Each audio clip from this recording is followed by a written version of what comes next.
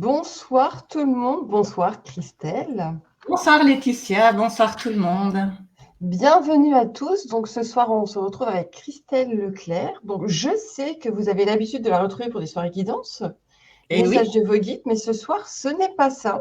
non, Voilà, Christelle est venue nous présenter son dernier livre qui est sorti, qui est Les âmes sur Terre.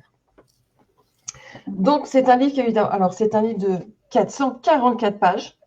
oui, c'est une brique. Et donc moi je l'ai lu, il me reste juste un tout petit bout, je suis honnête, hein, un tout petit bout. Et voilà, moi j'ai beaucoup aimé l'approche de ton livre. Merci. Parfois on pourrait croire qu'on n'a plus rien à apprendre, mais on a toujours quelque chose à apprendre, Mm. ou en tout cas à redécouvrir. Et voilà, il est super bien fait. Il y a absolument, allez, je vais dire, il y a 80% des sujets qu'on peut trouver dans la spiritualité qui vont y être. Et puis aussi, pour les personnes qui n'ont, j'aime pas dire aucune connaissance, hein, ça fait pas, c'est pas Qui péjoratif, démarre en fait, oui. qui démarrent, qui découvrent les choses, qui se posent des questions sur le fonctionnement, sur l'âme, etc., la vie sur Terre. Et ben c'est un super support, même un outil, j'ai envie de dire, pour nous guider et puis nous aider aussi à nous reposer les bonnes questions et regarder aussi différents points de vue. Donc voilà, bonsoir Mariella, bonsoir Tom Tomate, Bonsoir. Marie-Christine. Bonsoir à tous. Ok, alors, juste pour que les gens le sachent tout de suite, ton livre, il est déjà disponible et on peut le commander. Oui, Donc, par deux biais, soit via Amazon, soit via moi directement en m'envoyant un mail. Mon adresse mail, c'est Christelle Leclerc, donc avec l'orthographe qui est écrite à l'écran, parce que sinon, ça ne fonctionne pas. Christelle Leclerc 838@gmail.com. Et de toute façon, tout ça, c'est dans le descriptif de la vidéo. Hein. Oui. Et en fait, je les envoie par Mondial Relais parce que, donc moi, j'habite en Belgique et les frais de poste sont juste hallucinants. Les frais de poste coûtent quasiment le prix de mon livre. Ouais, c'est très cher. Oui, c'est très, très cher. Donc, je passe par Mondial Relais, qui est nettement moins cher. Et donc, à ce moment-là, je vous renvoie un mail avec toutes les informations que Mondial Relais demande, c'est-à-dire le nom, le prénom, l'adresse téléphone et adresse mail. Comme ça, moi, je peux imprimer l'étiquette, je vous l'envoie, et puis la personne reçoit un mail. Voilà, le livre a été déposé, le livre est en cours d'acheminement, le livre est arrivé à votre point relais, vous êtes directement averti, en fait. Ouais, c'est suivi, quoi. Et c'est assez rapide, hein, entre 3 et 5 jours, selon que ce soit la France ou la Belgique. Entre 3 et 5 jours ouvrables, on reçoit le livre, oui. Ok, comme ça, vous avez déjà toutes les informations, puis on les répétera en fin d'émission. Je peux peut-être donner le prix aussi. Oui, je t'en prie.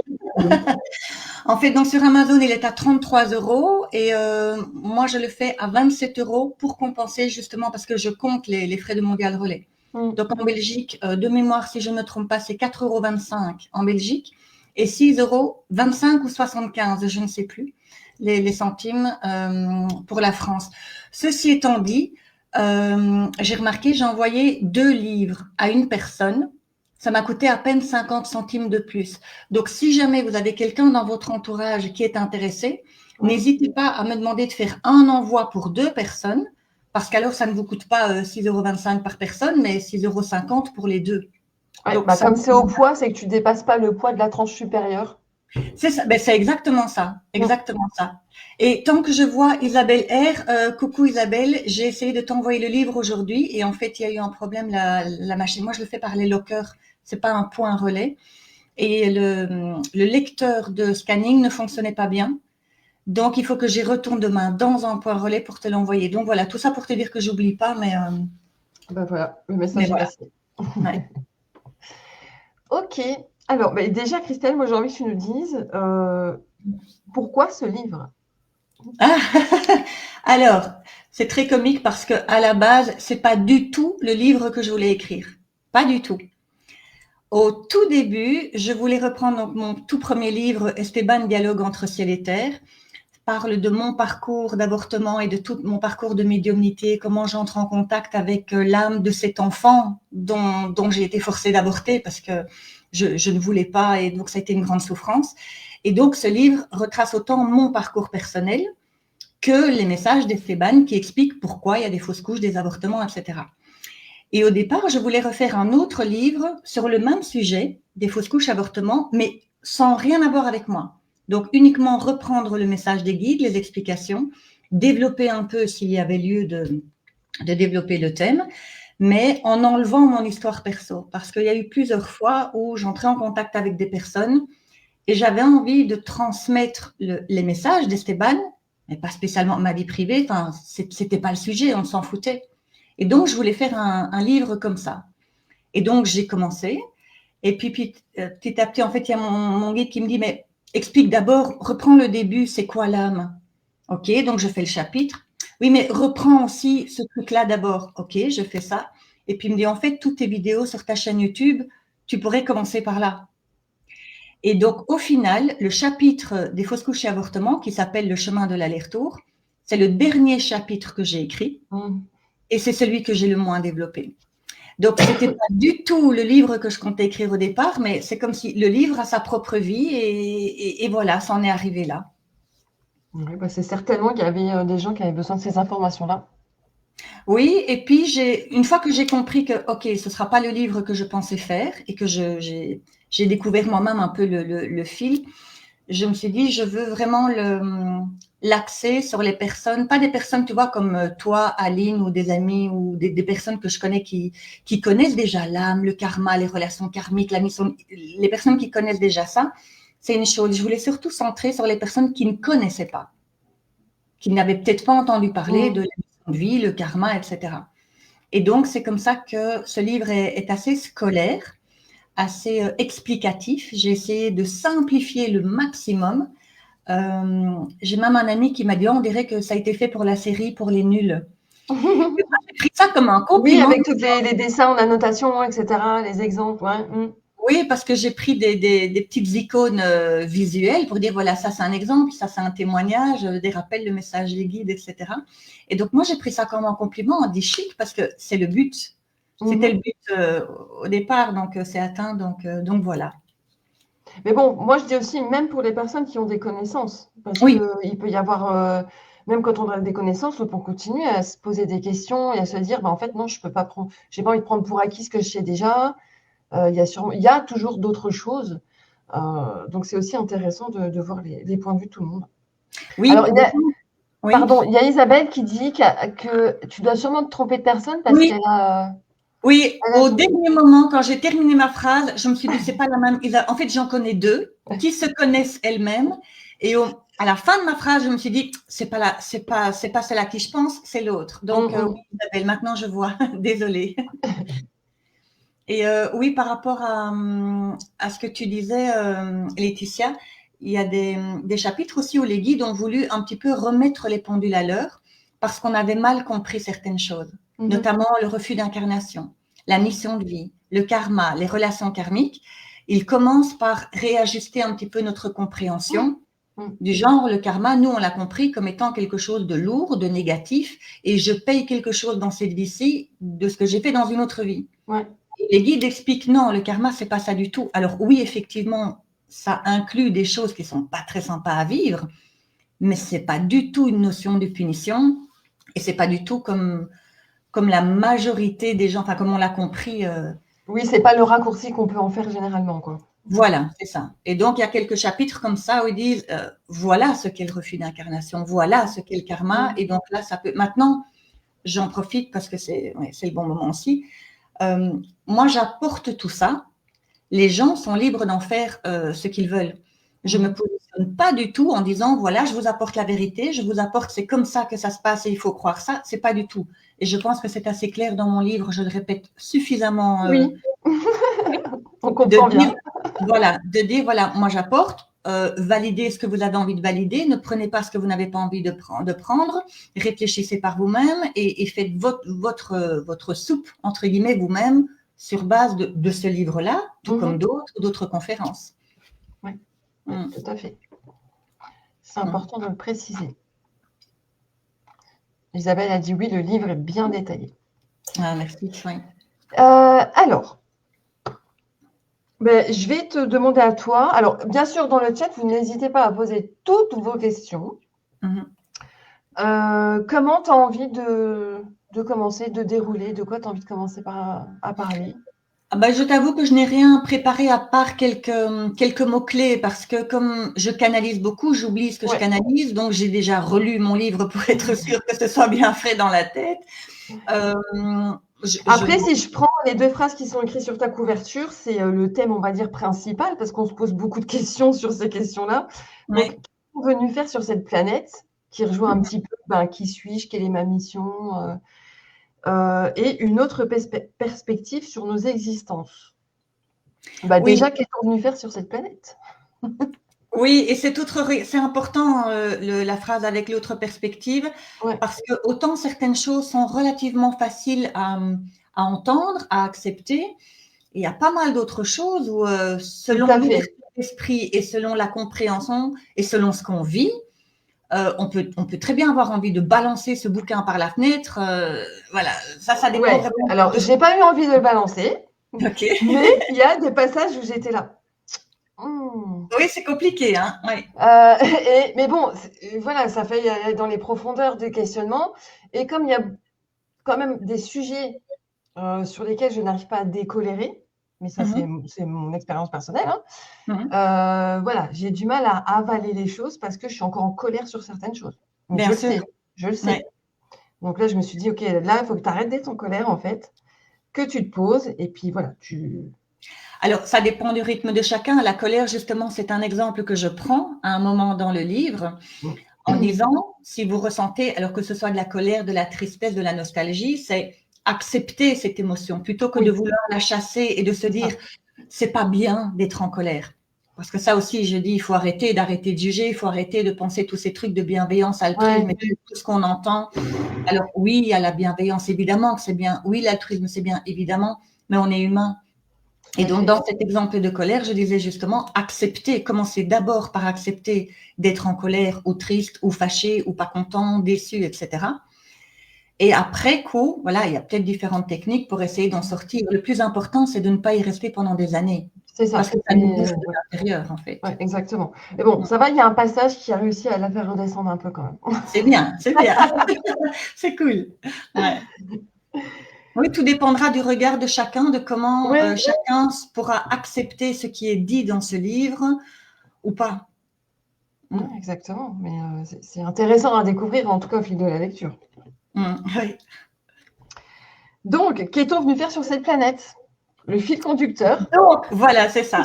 Alors, ben, déjà, en fait, il y a le fait d'expérimenter par soi-même. Mon guide Esteban m'avait dit, si je te dis que sauter en parachute, ça te donne telle sensation, tu sauras la théorie, la définition, là, je vais t'expliquer, mais tu ne l'auras pas vécu par toi-même, donc tu ne sauras pas exactement les sensations que ça te procure. Donc, il y a déjà ce truc-là à la base que l'âme vient expérimenter par elle-même. C'est pas parce que quelqu'un d'autre lui a expliqué comment ça se passe sur la planète Terre, mais elle l'aura vécu elle-même. Et en plus, ce qui vient corser l'affaire, c'est que l'âme, dans sa nature telle qu'elle est dans l'univers, quand elle s'incarne sur Terre, elle n'est pas dans sa pleine essence. Mhm. Elle va avoir des champs magnétiques autour d'elle, elle va avoir un ego, elle va se créer un personnage, donc qui est quand on dit voilà on est plutôt rationnel ou intuitif, on est plutôt fonceur ou suiveur, voilà tout notre trait de caractère en fait dans les grandes lignes, l'âme va se dessiner un peu comme une pièce de théâtre. C'est l'exemple que je prends dans le livre. Imaginez que voilà, vous allez faire une pièce de théâtre, ben, vous avez un décor, vous avez un scénario, vous avez un metteur en scène et vous avez vos textes, vos dialogues, et on peut faire un parallèle. C'est une métaphore évidemment. Je fais beaucoup de métaphores pour ramener des concepts dans le concret en fait Ouais. de la vie. Et donc, ben, rien que ça, c'est déjà une mission assez chaude de se dire ok, donc je vais pas perdre mon essence, en fait, ma nature va être un petit peu tordue, il va y avoir une distorsion.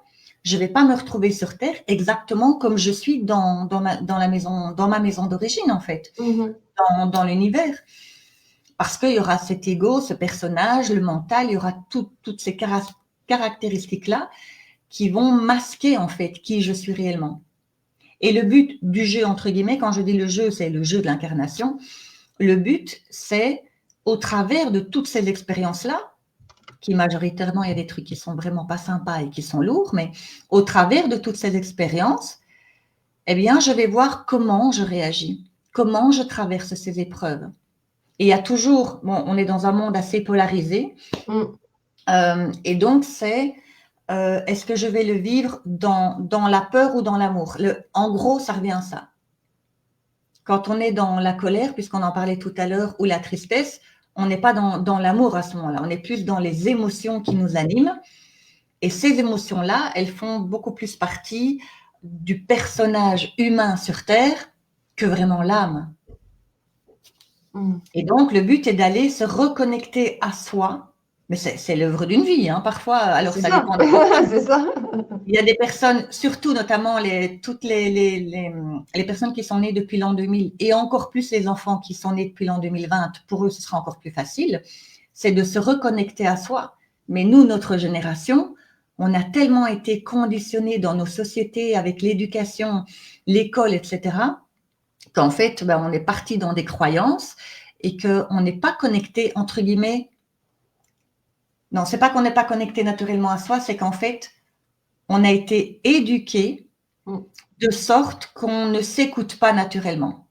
C'est toujours l'autre qui sait mieux, c'est toujours l'autre qui va nous expliquer, et nous, on a tendance à ne pas se sentir légitime, à ne pas avoir confiance ou à se mettre en doute, surtout quand on est enfant. Ce sont d'abord les parents qui mettent un cadre, et puis il y a l'école, et puis il y a les amis, et puis voilà, il y a toutes les relations.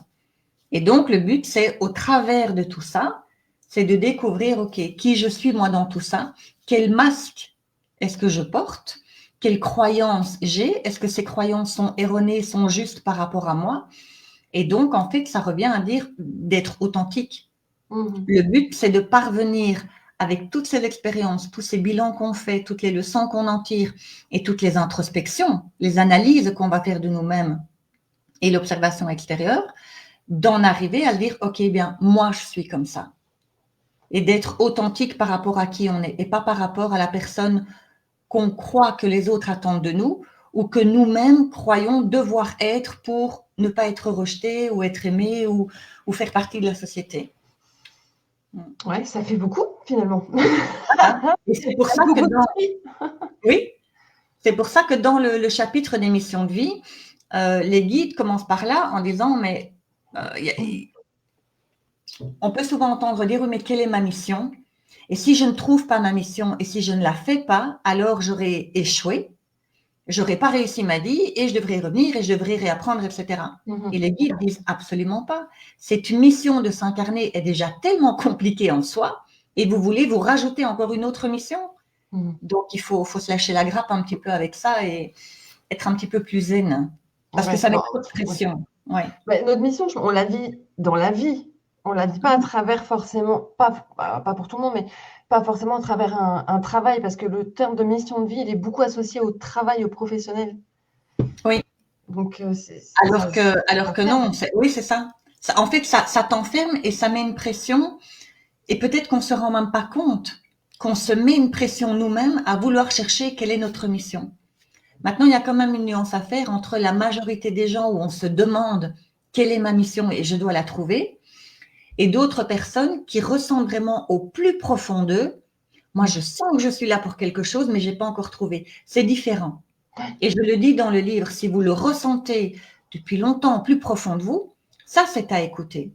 Mais si par contre vous cherchez une mission parce que vous en avez entendu parler à gauche ou à droite ou parce que c'est ce que vous croyez, il vaut mieux carrément se lâcher la grappe avec ça et vivre la vie, parce que si vraiment on a une mission qui nous est donnée, déjà de un, c'est notre propre âme qui se l'est donnée à elle-même, il n'y a personne qui nous impose quoi que ce soit, ça aussi ça peut être compliqué à entendre, et deuxièmement, puisque la vie va toujours nous ramener vers notre plan d'incarnation et vers notre mission, entre guillemets, on n'a rien à faire que de s'écouter soi-même pour arriver sur ce chemin de mission, entre guillemets.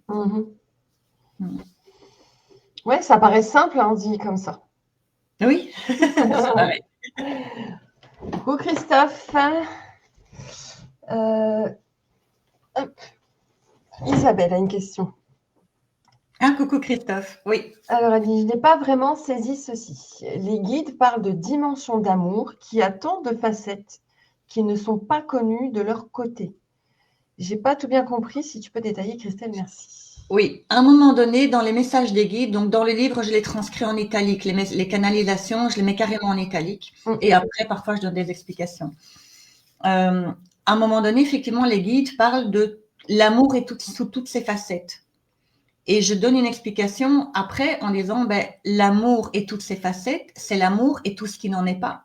Par exemple, j'ai donné quelques exemples de couples. Alors, par exemple, il y a une personne qui reste pour le confort matériel. C'est une facette de l'amour. C'est pas l'amour en tant que tel que l'univers va le voir, mais c'est une des formes de l'amour humain. Quand on engueule par exemple, il y a un être cher qui se met en insécurité et qui fait vraiment, j'allais dire une grosse connerie, oui. Et en fait, on a tellement peur de la perdre, c'est une forme d'amour. Si on engueule quelqu'un, ça peut, alors pas dans tous les cas, hein, mais si par exemple, voilà, je vois mon enfant qui veut traverser sans regarder à gauche et à droite, et je vois qu'il y a une voiture qui est arrivée et il a vraiment risqué sa vie parce qu'il aurait pu se faire écraser, selon la réaction de chacun, la première réaction spontanément, ça peut être la colère. Mais enfin, mais je t'ai toujours dit, il faut regarder à gauche, à droite, etc. Mais qu'est-ce qui anime cette colère-là ou ce sentiment ou les mots assez virulents? C'est la peur, c'est l'amour parce qu'on a eu peur de perdre son enfant. C'est exemple vécu, hein, donc je confirme. Voilà. Donc, c'est une des facettes de l'amour. Donc, quand on dit l'amour, on pense toujours, oui, c'est un petit peu le monde des bisounours, tu vois, tout est beau, tout est rose, et oui, mais non, c'est pas ça. L'amour a tellement de facettes différentes, y compris dans la colère ou dans certaines réactions où, a priori, on verrait pas l'amour directement. Donc, sous toutes ces facettes, c'est toutes les formes d'amour et de non-amour, évidemment, parce qu'on peut se dire, par exemple, ah, mais si je suis jaloux, c'est parce que je l'aime. Non. La jalousie, c'est un manque de confiance en soi. Il peut y avoir des tas de schémas inconscients qui soient derrière, mais c'est pas l'amour qui anime la jalousie. C'est une prise de pouvoir sur l'autre, c'est la peur de perdre l'autre, un manque de confiance, c'est un tas de choses, mais c'est pas de l'amour. Donc voilà, c'est ça toutes les facettes, c'est parce que c'est comme un éventail. L'amour, c'est pas qu'une définition. Ok, alors Isabelle, dis-nous si c'est ok pour toi. Coucou Astrid. Ok, alors moi j'ai envie de partir, tant que les gens posent leurs questions, sur la chose qui moi m'a interpellée dans le livre, c'est quand tu parles de la blessure d'incarnation. Alors moi j'ai jamais mis le mot, j'ai jamais dit j'ai une blessure d'incarnation, je ne voulais pas m'incarner, enfin pas dans ce sens-là. Mais par contre, il y a une... Excuse-moi, si je peux t'interrompre, c'est très intéressant parce que à aucun moment, il me semble, parce que du coup, je me dis, est-ce que j'ai pas canalisé des trucs que j'ai oubliés, mais je ne me souviens pas avoir parlé de la blessure d'incarnation. J'ai parlé de blessure, j'ai parlé d'incarnation, mais je ne me souviens pas des deux. Alors, attends, je vérifie. Oui. Comme ça, je sais exactement de quoi tu parles. C'est la partie qui m'a interpellée. Donc Alors, le refus d'incarnation. Un refus d'incarnation. Refus, ok, d'accord. Oui. Ouais, c'est ça. Ouais. Donc voilà. Et donc l'explication que tu en donnes, voilà, c'était ok. Mais c'est l'autre. Alors, il faudrait que je retrouve la page. L'autre explication que tu donnes à côté. Qu'effectivement, il y a des trucs qu'on peut ressentir, etc. Nous, on va mettre le mot refus d'incarnation, mais c'est pas ça, en fait. Et donc, moi, ce qui a fait descendre cette colère parmi d'autres, c'est le fait que tu expliques à côté quand même qu'on n'est pas fou quand on ressent certaines choses, mais voilà, ça correspond peut-être plus à ça. Et là, du coup, ça m'a parlé et ça m'a rassurée. Oui. Parce que, voilà, quand on dit, voilà, oui, moi, j'ai refusé de m'incarner, on va souvent dire, oh, mais ça, c'est ton ego. Mais ça dépend justement comment chacun le prend. De ce que j'ai souvent entendu, des personnes vont dire « mon âme refuse son incarnation et donc c'est pour ça que je suis dans un mal-être ». j'ai aucune envie, j'ai pas d'intérêt à quoi que ce soit, j'ai envie de me terrer, j'ai pas, voilà, je suis pas bien. C'est pas une dépression, mais voilà, je suis vraiment pas bien. Et il suffit qu'ils aient été voir une thérapeute ou qui que ce soit qui lui dise ah ben c'est normal, tu es en refus d'incarnation. Et j'explique justement que à ce moment-là, comme le mental adore rendre quelqu'un responsable, et évidemment quelqu'un d'extérieur, pas soi-même, les guides ont voulu remettre ça un petit peu droit et de dire le refus d'incarnation, ça ne peut pas expliquer votre mal-être ou une dépression ou un burn-out ou quoi que ce soit. Quelqu'un qui est vivant sur Terre, c'est impossible d'être en refus d'incarnation. Pourquoi? Parce que le refus d'incarnation, c'est je refuse de m'incarner. Or, si on est un être humain sur Terre, on est déjà incarné. À savoir que l'incarnation, ça vient du latin incarner et ça veut dire dans la chair. Donc, je refuse d'entrer dans la chair, ça se fait avant de naître sur Terre. Mais on ne peut pas être entré dans la chair, c'est-à-dire on est né sur Terre, on est un être humain, donc ça veut dire que notre âme, elle est dans la chair, elle est incarnée, et de se dire, ah ben je refuse de rentrer dans la chair, je refuse de m'incarner.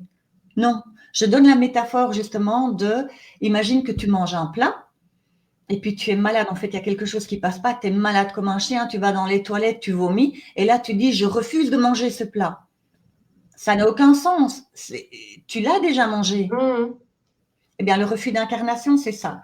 Mais c'est là où tu parles probablement de l'IIC, l'insupportabilité d'incarnation. Oui, c'est ça. C'est ça, oui. C'est-à-dire que, donc, après que les guides aient expliqué, voilà, le refus d'incarnation, ça ne peut être qu'une âme avant de venir sur Terre. Donc, soit avant la grossesse ou pendant la grossesse, mais pas après. Si vous êtes né sur Terre, il n'y a plus de refus d'incarnation possible. Ouais. Vous pouvez avoir du mal à supporter votre vie ou l'incarnation, oui, mais refuser l'incarnation quand vous êtes né, c'est juste un non-sens. Mais ensuite, ils expliquent, là où vous vous reconnaissez dans le refus d'incarnation, je me sens pas bien, il y a un décalage, etc.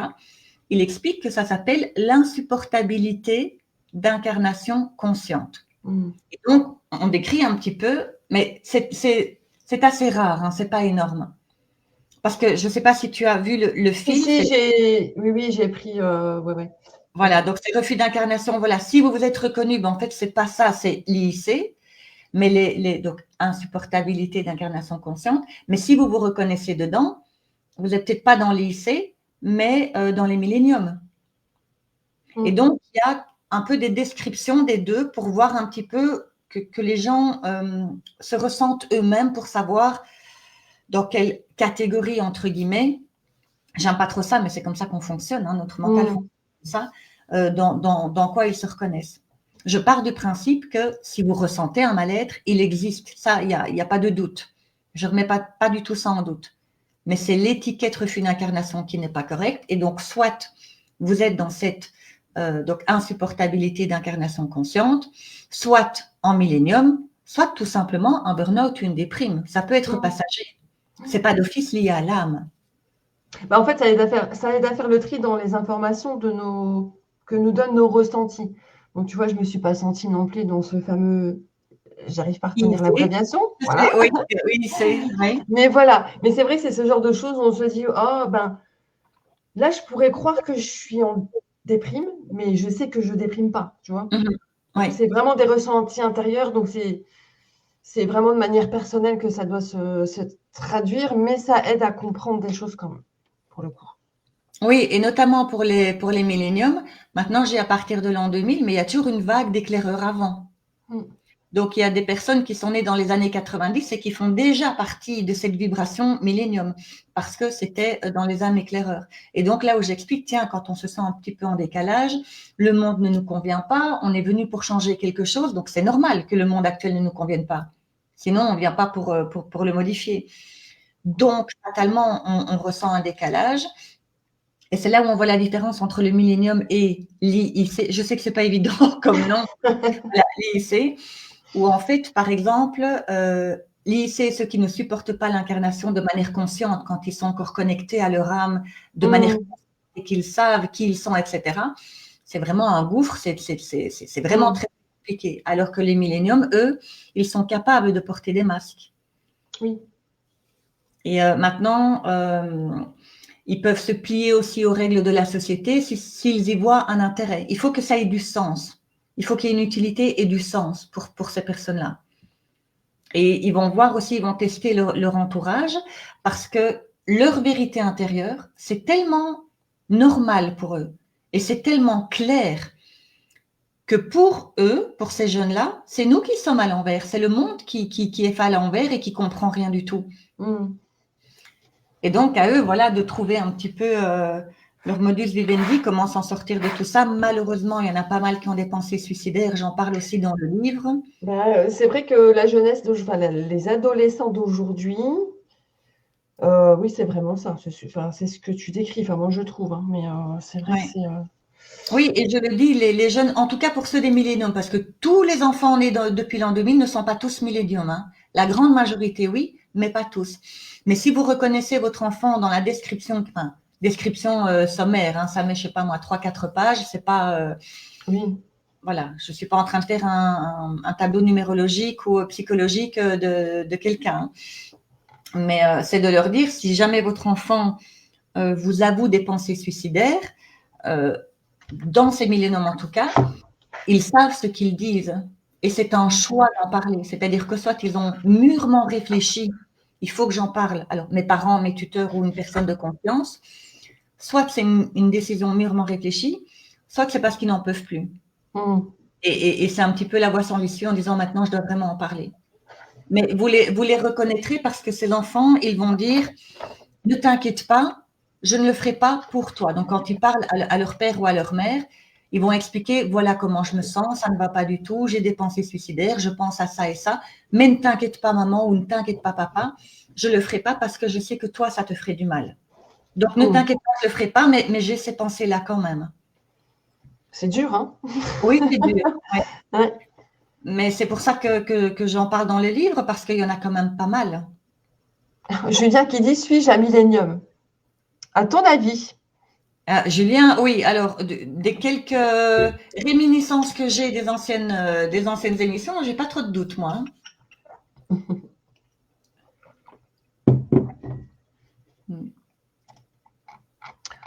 Ok. Est-ce qu'il y a un sujet, toi, que tu aimerais aborder qui te tient à cœur plus particulièrement qu'un autre ou pas? Ou un sujet peut-être sur lequel tu as eu le plus de questions, qui t'a fait écrire Alors, ça dépend parce que le chapitre pour lequel j'ai eu le plus de mal d'écrire, c'est l'ego. Ce qui en même temps est normal quand tu viens faire un chapitre pour éclairer qu'est-ce que l'ego, fatalement que ton ego essaye de te le faire à l'envers. Ah ouais, ça doit être bizarre ça, pour le coup. Donc, c'est le chapitre pour lequel j'ai eu le plus de mal à écrire et où j'y suis revenue plusieurs fois avec des pauses entre-temps pour le revoir sous un regard nouveau et parce que je sentais que mon ego était là aussi pendant que j'étais en train de parler de l'ego. Donc, voilà. Non, moi, ce que j'ai beaucoup aimé, surtout le chapitre que j'ai préféré faire, c'est sur le regard que l'on porte. Donc, de voir quand on parle des émotions. Tu sais, j'explique à un moment donné que derrière toutes les émotions, tu as soit une peur, soit un besoin, un manque ou une attente, soit c'est par amour. Tous nos comportements, nos réactions, tu auras toujours une de ces trois branches-là derrière qui pousse à cette réaction-là. Comme on disait tout à l'heure, si tu es en colère, ça peut être l'amour qui te pousse à ça, mais la peur aussi. Si tu es frustré, c'est parce que tu as un besoin qui n'a pas été assouvi, tu as une attente qui n'a pas été répondue. Donc, j'aimais bien aussi ces passages-là, il y en a plusieurs concernant les émotions parce que moi, personnellement, ça m'a tellement aidé à m'auto-analyser, à observer mes comportements, mes réactions et du coup à me réajuster. Donc, c'est pas tant le fait que j'ai aimé l'écrire, c'est que j'ai aimé le contenu de ce que les guides expliquaient parce que pour moi, en tout cas, dans ma vie privée, ça m'a tellement aidé à changer de regard et à avoir des relations beaucoup plus sereines, confiance, apaisées. Enfin, moi, ça a tellement beaucoup changé dans ma vie que je voulais partager ça dans le livre aussi. Ok. Christophe, où peut-on trouver le livre? Christophe, fallait être là en début d'émission, je suis désolée. Mais non, alors déjà, tu as toutes les coordonnées de Christelle, mais en plus, je pense que tu les as, les coordonnées de Christelle. Oui. Mais elles sont en tout cas sous la vidéo, donc soit sur Amazon ou soit auprès de Christelle, qui peut te l'envoyer. Oui, envoyer un mail et puis je te renvoie un mail avec toutes les informations que Mondial Relais demande. Et puis voilà, puis je l'envoie par Mondial Relais dans les jours qui suivent. J'étais pas là, mais je sais que tu n'étais pas là, je te charrie. Hein. Ah oui, justement. Mais on le répétera de toute façon. Il y avait un truc aussi, les relations karmiques. Ouais. Que ça, j'ai bien aimé parce que bien souvent, quand on parle des relations karmiques, on pense que c'est quelque chose de difficile, de lourd. C'est vraiment une relation qui nous fait travailler quelque chose qui est extrêmement dur. Et là, les guides, à nouveau, nous réajustent notre compréhension en disant, mais une relation karmique, ce n'est ni plus ni moins qu'un contrat d'âme qui a été fait, mais avec cette dose de karma pour équilibrer le karma. Et il parle aussi du karma en disant le karma, c'est pas qu'est-ce que j'ai fait de mal dans une vie-ci et que je paye dans ce que j'ai fait de mal, entre guillemets, dans une autre vie et que je paye dans cette vie-ci. Ils expliquent aussi qu'en fait, le karma, c'est comme un compteur d'ombre et de lumière. La lumière, ben, ça va être l'amour, la bonté, le te rends service, l'altruisme, la générosité, enfin voilà, toutes ces choses-là. Et l'ombre, ça peut être la colère, je m'énerve, je laisse pas ma place, voilà, c'est très large comme ombre et lumière, mais ça s'équilibre. Et que tout le monde a du karma, plus ou moins en fonction des actions, des intentions, des pensées, des paroles, des gestes, de tout ce qu'on a fait auparavant.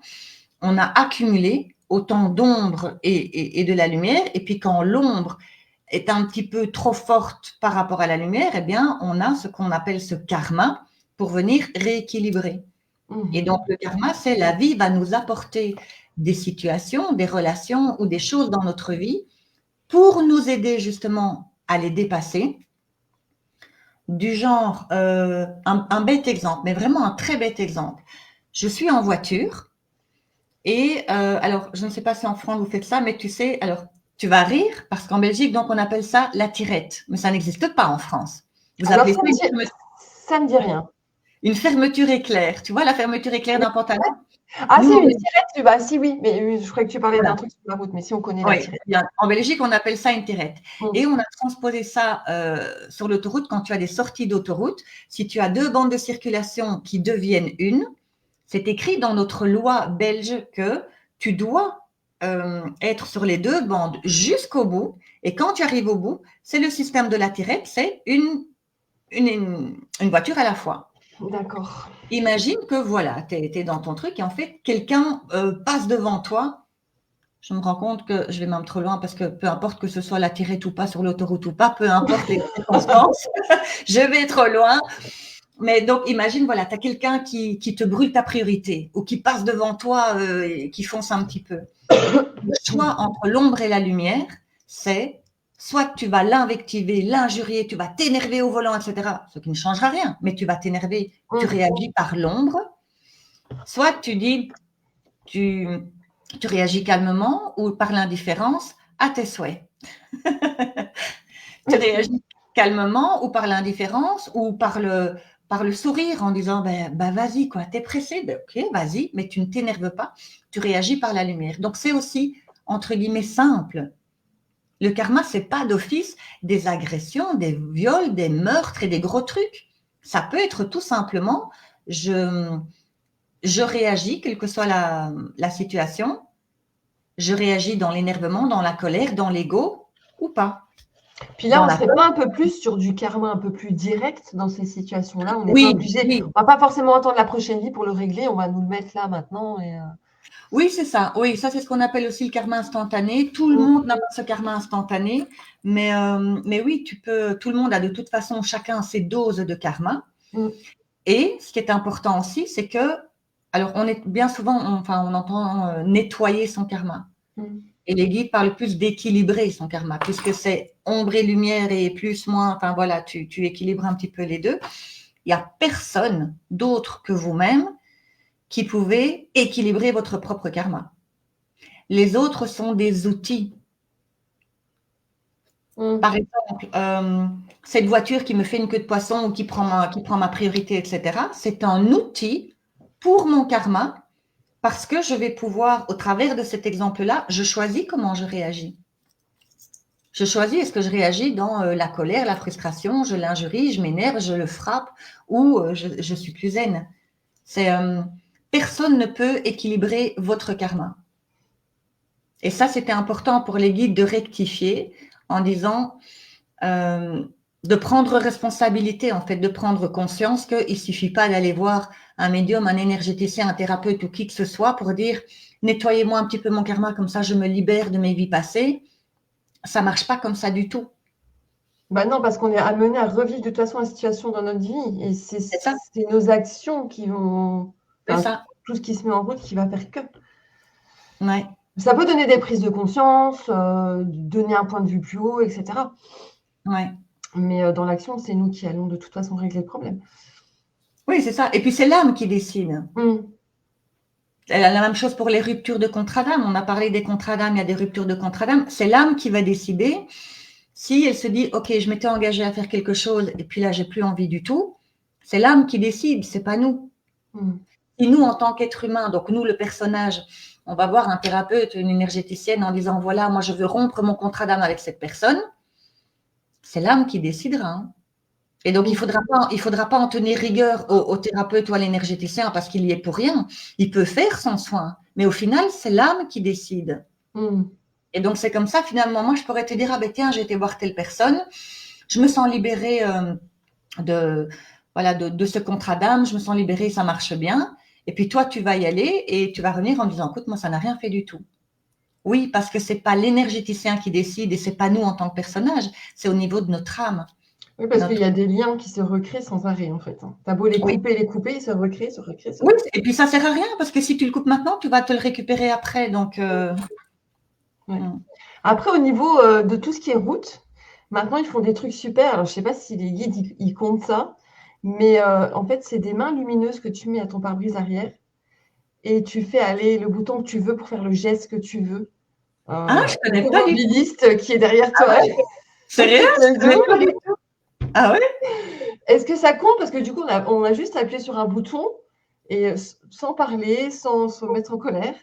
Alors, j'adore ta question. Non, mais écoute, ça existe. Hein, donc, je me dis, l'intention y est quand même de faire le mauvais geste, tu vois.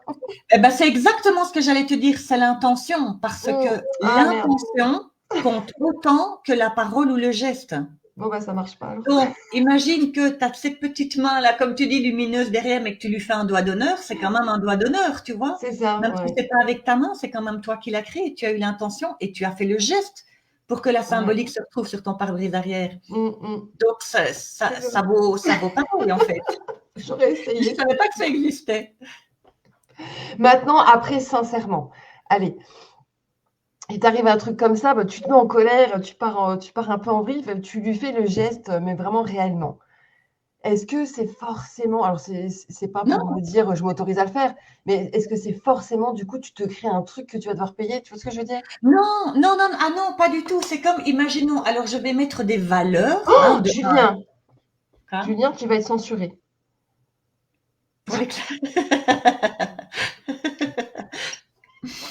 Imaginons que, par exemple, tu as, voilà, le doigt d'honneur dont on parle là, automobiliste en colère ou on l'injurie, etc. Allez, ça vaut 1 point. À nouveau, j'image, je ne dis pas qu'il y a des points dans le karma. Attention. On n'a pas des permis à points, c'est nouveau. Non, voilà, c'est juste une métaphore pour essayer de comprendre. Ça va peut-être valoir 1 point. Et par contre, si tu vas agresser quelqu'un, ça en vaut 10 000. Donc, c'est pas grave. Et puis, il faut pas nier notre nature humaine. Oui, le but n'est pas de se dire je dois être parfaite, je dois être bienveillante, je dois jamais injurier, je dois. Non, c'est soyons nous-mêmes. Ça revient à ce dont on parlait au tout début de l'émission. Soyons authentiques.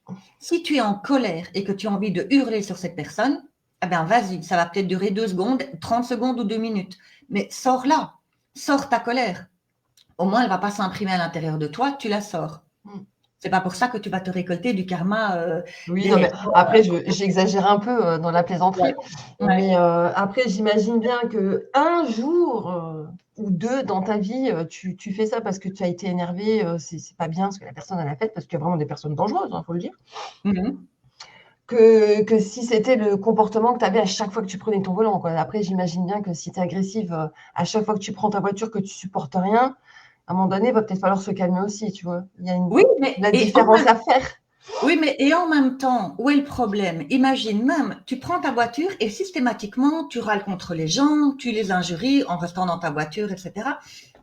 Où est le problème? C'est ton expérience en tant qu'âme incarnée avec ce personnage-là dans cette vie. Quand tu retourneras de l'autre côté et que tu feras ton bilan de vie, ce sera juste un constat en disant, ah ben tiens, voilà, je n'ai jamais réussi à surpasser la colère au volant. Au volant, j'étais comme ça. Ce sera juste un constat, c'est un bilan. Ça n'en fait pas un problème en soi. Oui, ça n'en fait pas forcément un truc à venir régler, quoi. Non, non. On a pris un exemple volontairement simple et basique, voilà, pour en parler. Il y a des choses quand même vachement plus graves au niveau du karma que ça. J'espère. Des relations karmiques, voilà. Bon, bah, nous verrons rassurer. Alors, n'hésitez pas à poser des questions ou à proposer des sujets, parce que le livre de Christelle il est tellement complet que je crois qu'on peut parler de tout, en fait. Si tu veux, je peux peut-être reprendre les noms des chapitres. Ouais. Parce que comme ça, tout le monde, voilà. Je vous donne… bon, alors, il y a quand même 33 chapitres. Ou alors, moi, je vais prendre des pages au hasard. Oui. Ah, bah tiens, je tombe pile poil sur une page de chapitre. Ok. Et c'est l'alignement, esprit, âme, corps. Ok. Une petite thèse, vous avez 30 minutes. Je rigole. Non, excuse-moi, je rigole parce que c'est le sujet qui m'intéresse le moins dans mon bouquin. Ah mince, je t'avoue que c'est pas mon préféré. Ok, voilà. Non, mais écoute, c'est très bien. En fait, l'alignement, c'est intéressant. Alors déjà, vous m'avez entendu, pour ceux qui me connaissent et qui ont entendu quand je fais des lectures d'âme avec la date de naissance et que je parle des planètes Lune, Soleil, Terre. Ah, tu as un 2 en Lune. Ah, tu as un 8 en Soleil, etc. Voilà. L'alignement, en fait, c'est notre axe entre je pense, je dis et je fais. Et notre alignement, c'est le fait d'être cohérent entre ces trois-là. Donc, dans notre axe, entre je pense, je dis et je fais, si on est cohérent, on est aligné. Et donc, le but, c'est essayer, tant que notre nature humaine, parce qu'elle nous limite quand même cette condition humaine, tant que faire se peut, d'être le mieux aligné possible, le plus de temps possible, mais on est humain. Tu peux être très zen, très aligné chez toi. Il y a ton voisin qui vient sonner à la porte, qui rouspète, ou tu reçois vraiment une mauvaise nouvelle par courrier. Tu peux rentrer très vite en colère ou ne plus être totalement dans le même axe. C'est normal, ça fait partie de notre condition humaine.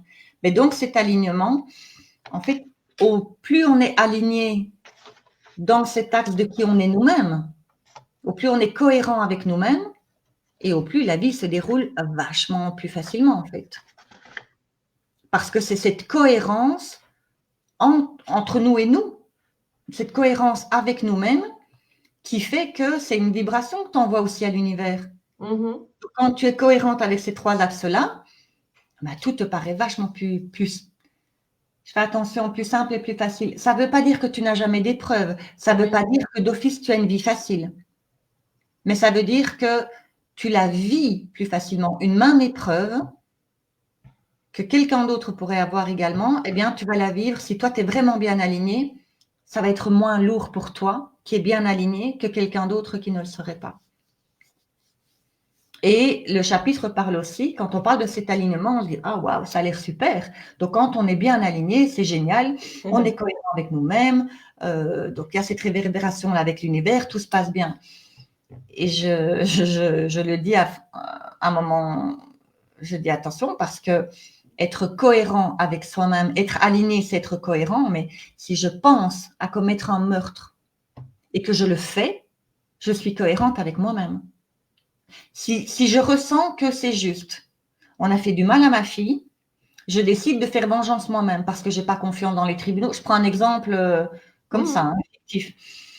Et que pour moi, c'est dans mes croyances, dans mon schéma mental, c'est normal de faire vengeance soi-même ou de se dire œil pour œil, dent pour dent. Si c'est mon schéma à moi et que je vais le tuer, je suis cohérente entre ce que je pense, mes croyances et ce que je fais.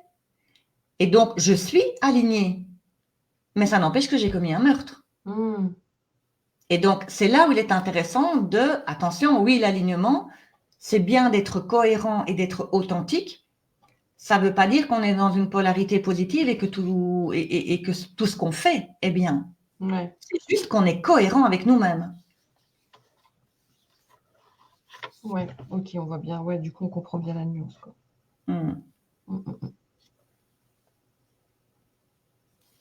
Alors attends, parce que j'ai vu... Thomas, il dit, j'ai adoré le chapitre sur le champ des potentiels avec les dessins et les différents types de cordes. Ah oui, merci Tom. Oui, effectivement, je parle des cordes. Alors, ça, c'est ma manière de fonctionner. Et je le précise aussi, j'explique en fait, moi, le champ des potentiels, donc je vais d'abord dire ce que c'est. Le champ des potentiels, c'est à tout moment, quand vous êtes dans un carrefour de votre vie, un choix à prendre, une décision à faire, des possibilités qui s'offrent à vous. Vous avez on ne les connaît pas toutes, mais vous avez plusieurs possibilités. Dans le livre, je prends l'exemple, j'achète une maison. Dans mon champ des potentiels, je l'achète tout de suite, je négocie pas le prix. J'ai un potentiel je traîne un peu, je vais demander un deuxième avis, je sais pas trop. J'ai un autre champ des potentiels où en fait, je rate l'occasion et voilà. À partir du moment où je fais un choix, les autres soit disparaissent, soit s'en vont plus loin. Et pareil, c'est comme si je te montre un plat avec 3 aliments dessus. Tu as le choix entre ces 3-là. Et je te dis que tu peux en prendre qu'un. Tu fais ton choix, hop, on repart avec le plateau des 2 autres. C'est la même chose en fait. Et moi, je les visualise en cordes. Quand j'ai mes consultations, je vois des cordes en face de moi. Et alors, elles sont soit épaisses ou fines. Elles sont très solides ou malléables. Il y en a certaines parfois où elles ont l'air de s'envoler. Certaines qui sont effilochées et elles sont près ou loin. Et dans les couleurs, ça varie du blanc au noir en passant par le gris.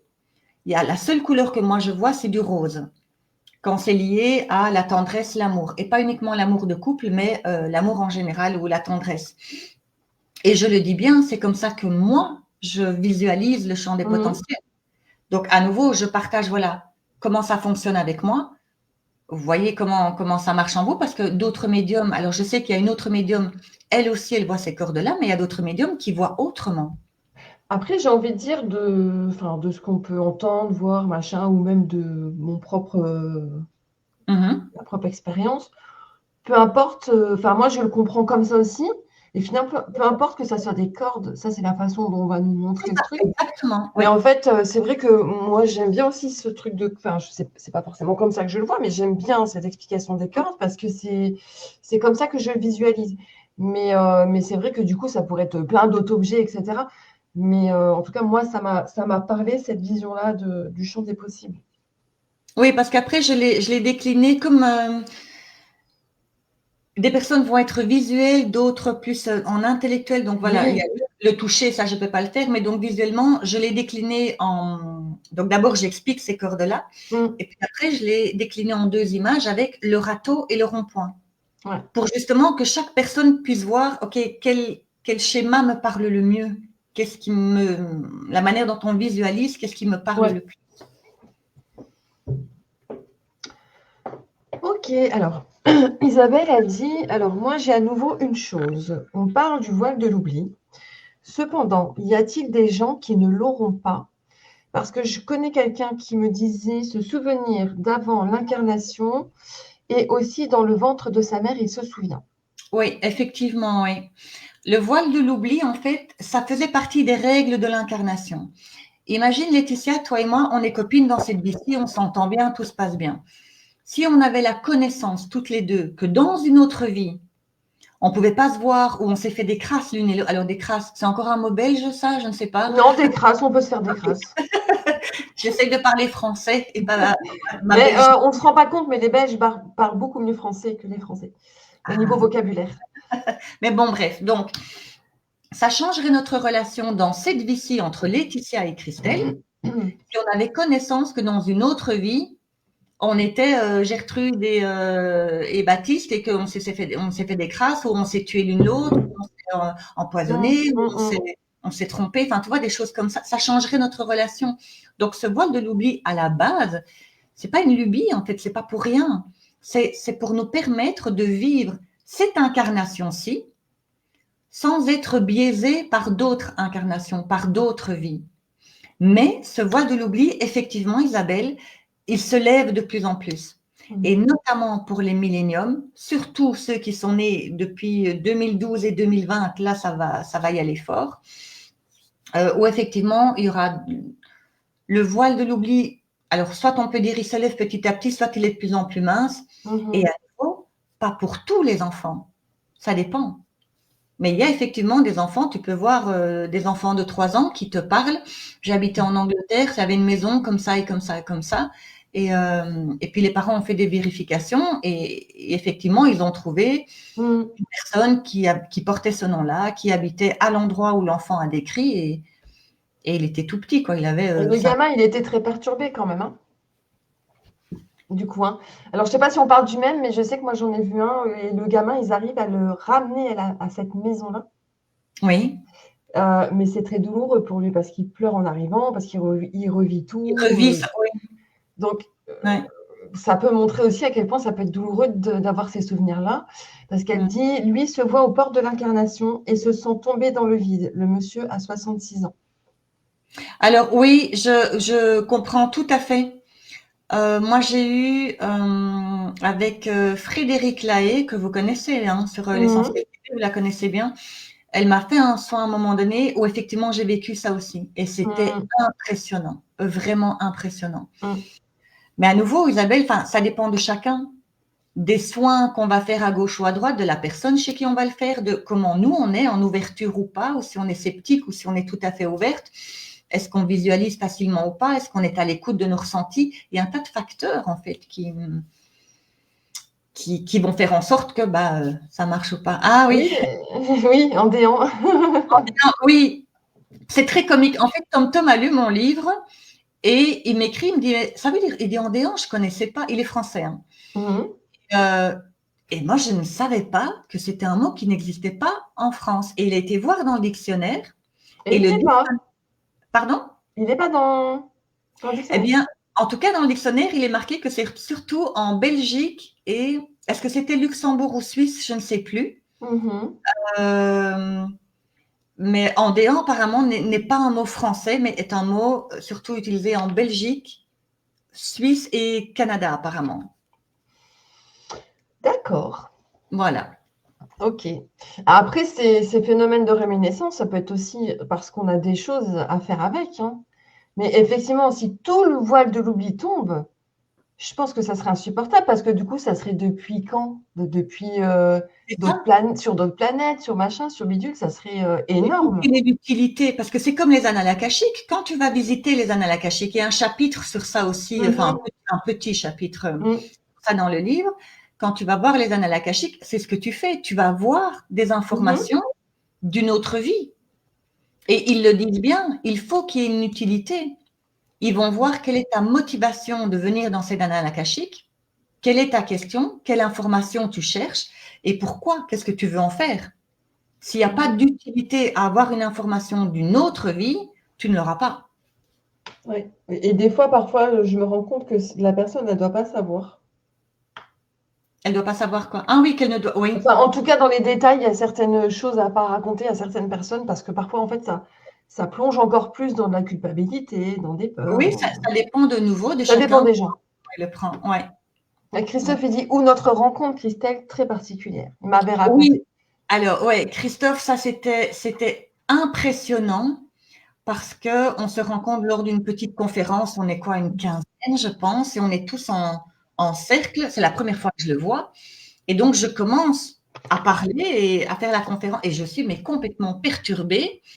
Et je capte en fait qu'on vient de la même planète, lui et moi. Mais ça me tourne et j'ai un vertige, mais monumental. Et c'était tel point physique qu'à un moment donné, je l'ai regardé, je ne le connaissais pas, hein. Je l'ai regardé en disant, j'écoute, là, il faut faire quelque chose, je ne vais pas pouvoir continuer à parler et faire mon truc parce que j'ai le vertige, j'ai la tête qui tourne. Oui, c'était impressionnant comme rencontre. Ouais.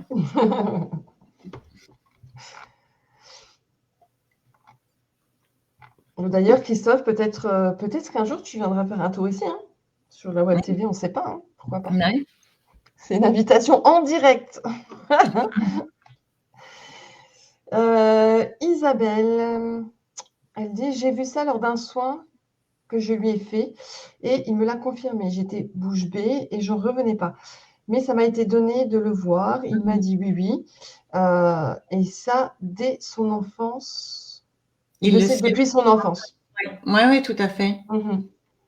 Ah ben lui fait certainement partie de ce qu'on appelle les âmes éclaireurs qui viennent voir un petit peu en avance des grandes vagues d'âmes pour avoir, parce que à cet âge-là, 66 ans, et d'avoir déjà, je peux même pas appeler ça des réminiscences parce que c'est pas ça, c'est vraiment des captations. Je sais même pas si c'est un mot qui existe. C'est un truc inscrit. Enfin, qui est... Oui, voilà, oui, oui. Ouais. Ok. Ouais. Je reprends le bouquin. Oui. Alors.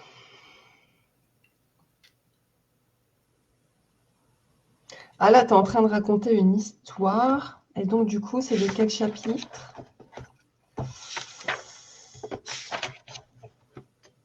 C'est un gros chapitre. Ouais. Ah bah, oui, ah bah, c'est le chapitre du champ des potentiels. Ah bah voilà. Ouais. Et tu étais tombée sur quoi comme exemple? Alors, je suis en plein milieu de l'histoire. Alors, du coup, dis-moi juste. Alors, celle des guides en cet instant. Une énergie intense et insistante. C'était une alerte, un avertissement. Alors ça, c'était impressionnant. Donc, on sait que moi, quand je canalise, en fait, je ne me souviens pas de ce que j'ai canalisé, mais je me souviens des émotions que j'ai ressenties et c'est de trucs plus humains. Cette séance-là m'a vraiment très, très fortement marquée parce que, donc, on sait que les guides ne vont jamais dire « fais ceci, tu dois faire ça, tu dois choisir ça, tu dois aller là ». Ils vont donner des indications. En tout cas, dans ma médiumnité, ça fonctionne comme ça. Ils te donnent des indications qui vont t'aider à faire ton choix. Mais c'est toi qui feras ton choix. Et en fait, cette jeune femme va se marier l'année suivante. Et donc, elle vient un petit peu voir ce que les guides veulent donner comme guidance pour elle. Et donc, je commence, j'explique. Et déjà, quand je fais une canalisation, j'ai l'art de... Enfin, je pose mon cerveau en me disant, voilà, je suis là pour la canalisation. Et puis, de temps en temps, il y a le mental qui revient quand même. Et je suis tellement scotchée par la réponse des guides en me disant, mais on n'a plus envie de se marier. Avec les infos qu'ils donnent, on n'a plus envie de se marier. Du genre, tu auras un enfant, tu n'auras rien à dire, c'est ton mari et ta belle-mère qui vont tout gérer. Enfin, des trucs vraiment pas sympas du tout. Et du coup, j'essaye de faire passer le message sans rien changer du message, mais avec le plus de douceur possible, parce que je me rends compte quand même que c'est un peu chaud, quoi. Et en fait, la personne en face de moi n'est pas du tout étonnée parce qu'elle s'attendait à ça. Elle vivait déjà ce que les guides avaient décrit dans la canalisation. Donc, elle s'y attendait. Elle avait été voir une autre médium qui lui avait dit la même chose. Donc, elle n'était pas interpellée ou choquée, mais moi, oui. Et donc, par la suite, j'avais refait une canalisation après la séance en demandant, mais pourquoi est-ce que vous avez donné autant d'infos? Parce qu'avec ces infos-là, on ne se marie pas, en fait. Il y a de quoi se poser la question. Et c'est là qu'ils m'ont expliqué, dans son plan d'incarnation, en fait, le mariage n'était pas un passage obligé. Parce que dans notre plan d'incarnation, on a des événements clés. Quoi qu'on fasse, on va passer par là. Et les autres, c'est du ressort de notre libre arbitre. Et il m'expliquait, oui, ça peut paraître rude, mais en fait, elle, dans son plan d'incarnation, elle a choisi une vie comme ça, mais avec des portes de sécurité ou d'autres embranchements, en fait. Elle n'était pas obligée. Et elle, dans son plan d'incarnation, elle avait choisi est-ce que je vais vraiment m'écouter? Parce que je saurais au fond de moi que ça tournerait comme ça. Mais point d'interrogation, est-ce que je vais suivre mes intuitions ou pas? Ouais. Et donc, les guides m'ont bien expliqué, en fait, c'était très important pour elle qu'elle fasse son choix de se marier ou pas en toute connaissance de cause. C'était ça qui était important pour son âme, dans cette expérience-là. Et du coup, elle s'est mariée? Oui. Ok. Oui. Je m'en doutais, je ne sais pas pourquoi. Oui. Alors, j'ai pas la suite parce que voilà, moi, je viens 1 ou 2 fois pour un rendez-vous et puis c'est tout. Je n'ai que le retour des gens qu'on me donne. Donc, la suite, je ne sais pas. Mais oui. Okay. Et elle a eu un enfant. Donc, voilà. On lui souhaite tout le bonheur du monde. Tout le meilleur, oui. Oui, parce que c'était une énergie, mais tellement douce. Oui, puis les choses peuvent tourner aussi. Hein. Enfin, on ne sait pas, elle a peut-être réussi à transformer les choses aussi. Tu vois, c'est justement le but du champ des potentiels. Dans ton plan d'incarnation, tu as une ligne conductrice avec tel événement clé, tel passage obligé, entre guillemets. J'aime pas le mot obligé, mais je le dis dans le livre, c'est toi qui décides toi-même. Je vais vivre telle blessure et je veux vivre tel événement. Mais tu as le champ des potentiels qui, lui, se place pendant ta vie terrestre. Donc, on n'est pas absolument lié, on n'est pas condamné, entre guillemets, à tout subir. On a ce champ des potentiels et le libre arbitre qui fait que pendant ta vie terrestre, assume tes choix, prends responsabilité de ta vie, ne remets pas la responsabilité sur quelqu'un d'autre, observe-toi toi-même et de là, tu feras des choix et c'est comme ça que tu reprends le pouvoir sur ta vie. Tu ne subis pas tout. Ouais. J'ai déjà eu des choses où on m'a dit oui, ça va se passer comme ça, ça risque de se passer comme ça, machin. Et quand je reçois l'information, en fait, moi je dis non, il n'y en a pas question, ça se passera pas comme ça. Non, si ça devait être, certainement que les choses se seraient passées comme ça, tu vois. Mais je pense qu'effectivement, il y a certains moments où on peut avoir quand même un impact. Oui, parce que c'est ton positionnement. Quand tu dis non, ça se passera pas comme ça, ton positionnement est tellement bien ancré et ferme que ça vaut beaucoup. Ouais. Le fait de dire… Effectivement, c'est toujours dans des situations extrêmes, en fait. Oui. Où là, tu te dis non, il ne faut vraiment pas que ça aille plus loin et que là, tu te positionnes, en fait. Voilà. Et plus tu es fermement ancré dans ta position, quelle qu'elle soit, et c'est ça la vibration que tu envoies à l'univers. Donc, fatalement, ça se répercute dans ton champ des potentiels, dans toutes les possibilités qui te seraient offertes en fonction du choix que tu vas faire, de la décision que tu vas prendre, des pensées que tu as, des comportements que tu vas avoir. Eh bien, quand tu te dis non, ça, c'est hors de question, basta, c'est stop, c'est comme ça, ça t'ancre tellement que tu as différentes possibilités qui s'en vont. C'est intéressant.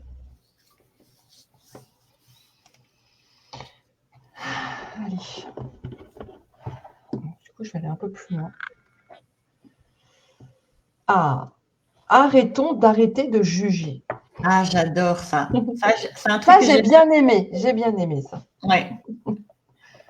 Tu veux que j'en reparle un petit peu ou tu avais une question ou tu veux en parler? Non, moi, je veux bien que tu en parles un peu parce que à un moment donné, dans les débuts comme ça, je m'intéressais à tout ça. En fait, j'écoutais vraiment tout le monde et j'ai écouté des personnes très, très perchées. Et d'ailleurs, si je te donnais son nom, tu rigolerais, mais je ne vais pas te le donner en direct. Ok. Tu me diras après l'émission. Cette personne s'est toujours tuée dans le jugement.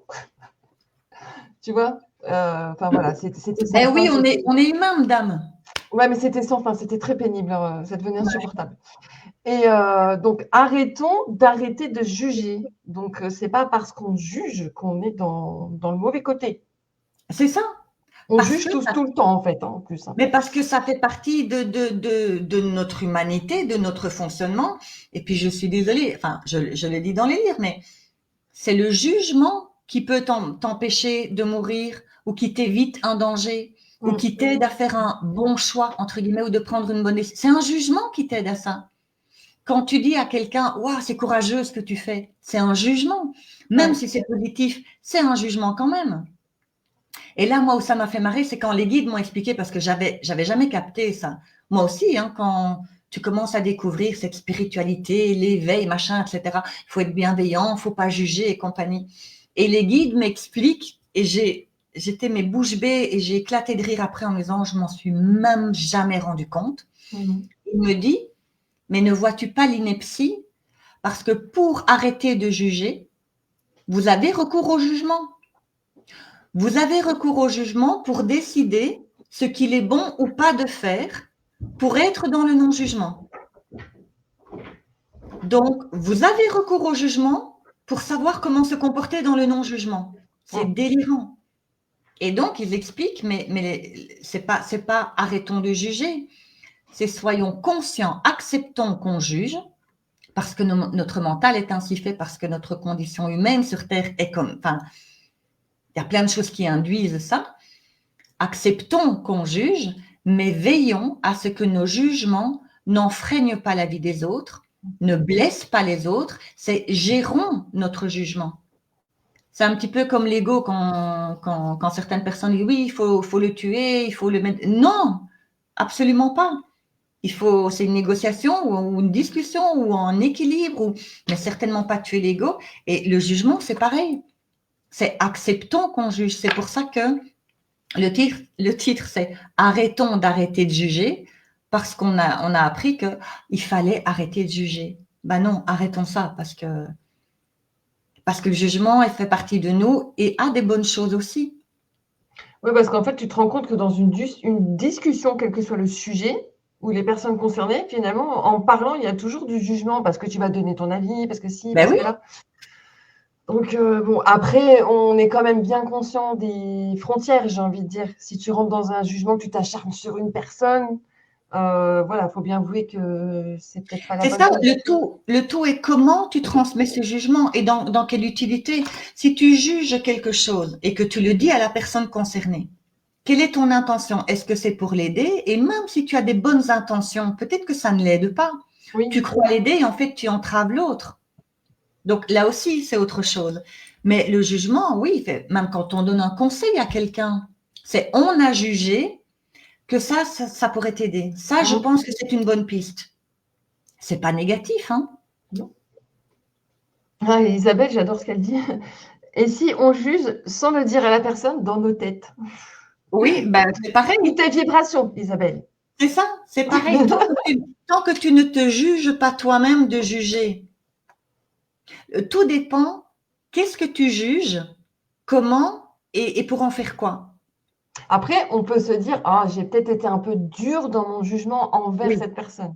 Oui, oui, ça bien sûr. Mais du coup, il y a une prise de conscience, donc c'est cool. Mais c'est ça. Mais en fait, là aussi, dans le chapitre le regard que l'on porte, c'est ramenons tout ce qui est à l'extérieur est là pour nous montrer quelque chose. Donc, le jugement aussi, on peut aussi observer, tiens, je juge quoi, ou qui, ou dans quelles circonstances, et essayer d'observer un petit peu, est-ce que ça me fait du bien, est-ce que ça m'apaise? On parlait d'automobiliste tout à l'heure, si je le traite de tous les noms pendant 2 minutes, est-ce que ça me calme? Donc, je l'ai jugé, mais est-ce que ça m'a apaisé? Mais je n'ai pas été le violenter, j'ai pas été l'agressé, j'ai pas été le frappé. Tu vois, il y a des demi-mesures. Il faut voir, ok, nos jugements, comment ils sont? Et pour répondre à Isabelle dans nos têtes, pour l'univers, ça fait pas de différence. Alors, c'est clair que si tu vas frapper quelqu'un, ce sera toujours plus grave que si tu imagines frapper quelqu'un, mais que tu ne le fais pas. Évidemment. Mais l'intention, elle compte aussi. Donc, même le jugement que tu as dans ta tête, mais c'est pas juger qui est un problème. C'est de s'empêcher d'être soi. Donc, si tu vois que, ok, je juge telle personne, telle situation, ou je me juge moi, ok, tu fais pause, revisite ton jugement. Est-ce que c'est vrai? Est-ce que ce que je dis là, c'est vraiment vrai? Je peux être sûre que c'est vrai. Et peut-être que j'en sais rien si on fait un jugement sur une autre personne, c'est je connais pas sa vie, je connais pas son cœur, ses tripes, je suis pas dans ses chaussures, je ne sais pas, il y a autre chose qui explique. Et là, ça nous aide à adoucir. Ouais. Après, moi, pour l'exemple de la voiture, ça m'arrive souvent de m'énerver en voiture, de lâcher des gros mots. Et, mais la plupart du temps, je me dis, n'importe quoi, ça sert à rien. J'annule. Allez, j'annule, c'est pas grave. Tu vois, ça c'est génial. L'univers va préférer de loin une réaction comme ça parce que tu es authentique. C'est comme dans les prières, là aussi dans le chapitre où je parle de nos demandes à l'univers, où on explique, voilà, dans nos demandes, il faut demander le résultat, pas le comment, etc. Les guides expliquent qu'il vaut mieux une prière authentique avec tes mots à toi, et même si ce sont des mots de colère, plutôt qu'un Notre Père ou Je vous salue Marie que tu répètes par cœur et que tu ne ressens pas en toi. Il vaut mieux être vrai. Et donc, bah, oui, tu invectives l'automobiliste pendant 2 minutes et après tu dis, bon, allez, j'annule, je vais trop loin. C'est génial parce que tu es authentique avec toi-même, tu es lucide sur toi-même et tu répares, entre guillemets, j'aime pas trop ce truc-là, mais parce que tu te rends compte que tu as été trop loin, quand tu dis j'annule, c'est ça, en fait, c'est une prise de conscience. Ok, allez, c'est trop loin. Et ça, c'est génial. Oui, puis après, de toute façon, à partir du principe où le truc te suit plus après, c'est que tu rentres pas chez toi et puis que tu es encore en train de pester après, ça va. C'est bon signe. Exactement, c'est ça. Ouais.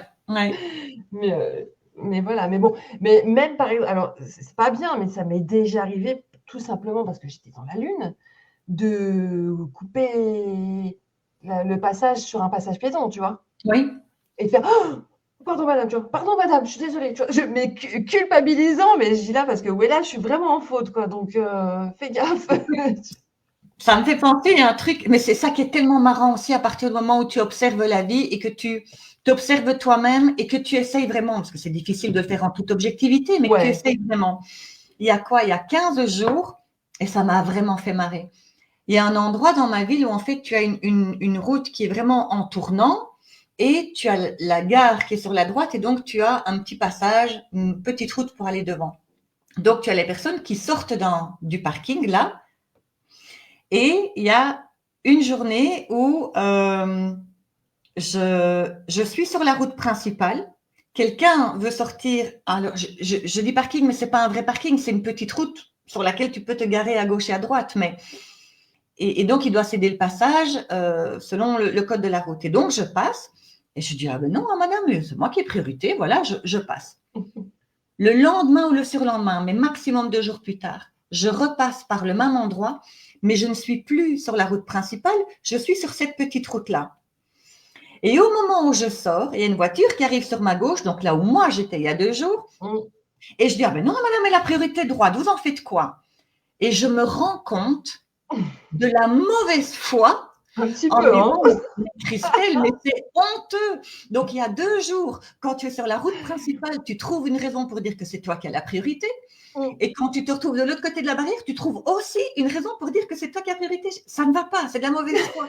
Et ça m'a fait rire en voiture en me disant, mais je trouve ça génial de t'observer toi-même, de te dire, OK, mais du coup, je peux dire que maintenant, je ne le fais plus du tout. Je me dis, OK, c'est la priorité est dans un sens et pas quand ça m'arrange. Ouais. Bah oui, bah, on fait tout ça, je pense, à un moment donné. Tom, il dit, j'ai aimé l'adage, tout ce qui ne s'exprime pas s'imprime. Oui. Tu n'exprimes pas la colère, tu rumines, tu as quelque chose en tête. Et moi, Dieu sait que j'ai fait ça pendant des années. Mais pendant des années, j'avais quelque chose en tête et je pouvais ruminer. Et tant que je n'en avais pas parlé à la personne concernée ou que voilà, que c'était pas résolu, je le gardais en moi. Et effectivement, tu le sais aussi, tu en as certainement toi parlé aussi dans tous tes soins et les personnes que tu rencontres, attends, c'est laps. Je suis déstabilisée par des notifications de mon écran. Et donc oui, ça s'imprime en toi, donc il vaut mieux l'exprimer. Ça ne veut pas dire d'aller exprimer notre rage à tous ceux envers qui on aurait de la colère ou d'aller dire tout ce qu'on ressent à toutes les personnes. Ça ne veut pas dire ça non plus. Il y a un respect à avoir vis-à-vis des autres. Mais en tout cas, de ne pas ruminer, sinon ça va nous revenir comme un boomerang dans la figure. Ouais. Ça prendra le temps qu'il faudra, mais c'est une fois que c'est imprimé, que tu t'en rends compte, tu dis. Et puis sur le coup, souvent le truc est passé en fait quand tu l'as physiquement. Et tu dis, eh merde. Oui, c'est ça. Ouais. Donc après, c'est plus de boulot.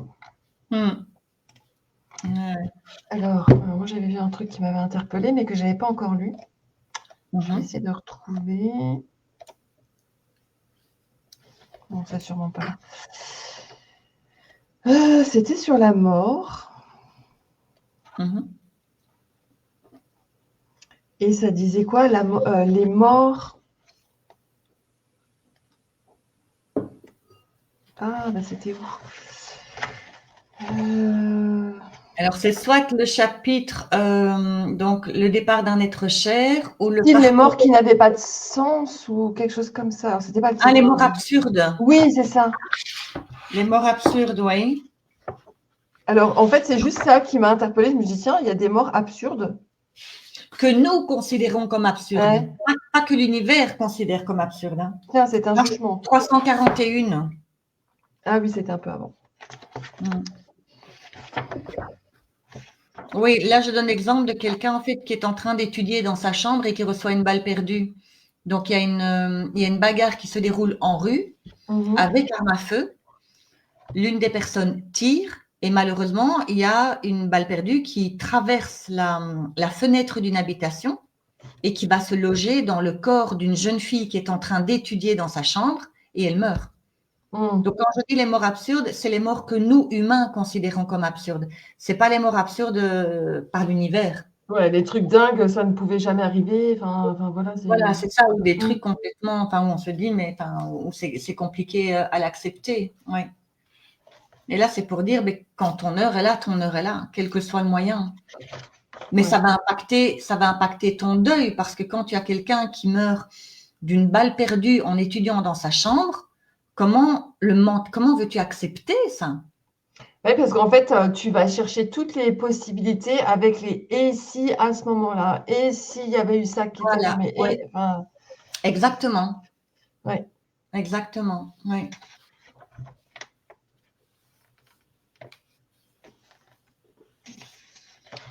Je vais reprendre. Parce que je prenais uniquement sur la fin, mais. Alors, des événements clés. Alors ça, je pense que c'est sur les émotions. Oui, par exemple, c'est dans le plan d'incarnation. Oui.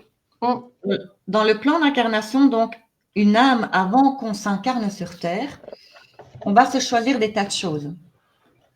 Donc, on va se choisir, bon, il y aura effectivement, donc on connaît les blessures de l'âme, hein, trahison, rejet, abandon, humiliation, injustice, voilà, tout ça, on connaît. Mais elle va se choisir plein de choses et dont également des événements clés.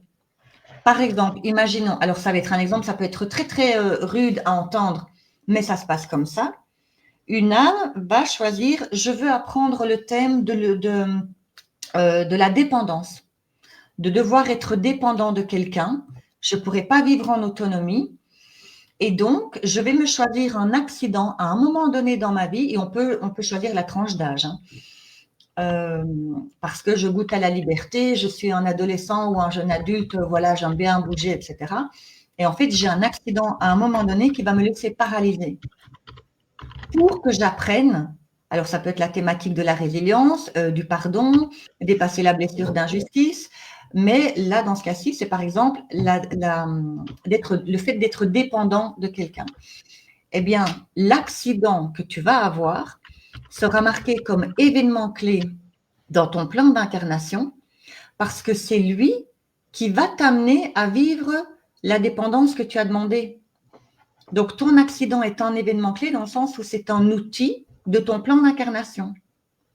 Et donc, si tu te retrouves en chaise roulante, alors à nouveau, ça ne veut pas dire que toutes les personnes en chaise roulante ont choisi la thématique de la dépendance. Il ne faut pas voir les trucs dans les deux sens.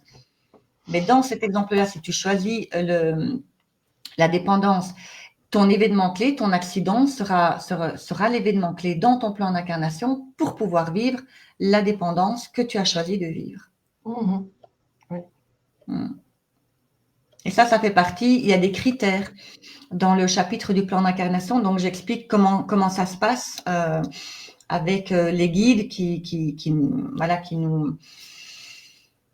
valident notre plan, qui nous aident à établir notre plan, mais il y a des critères à respecter.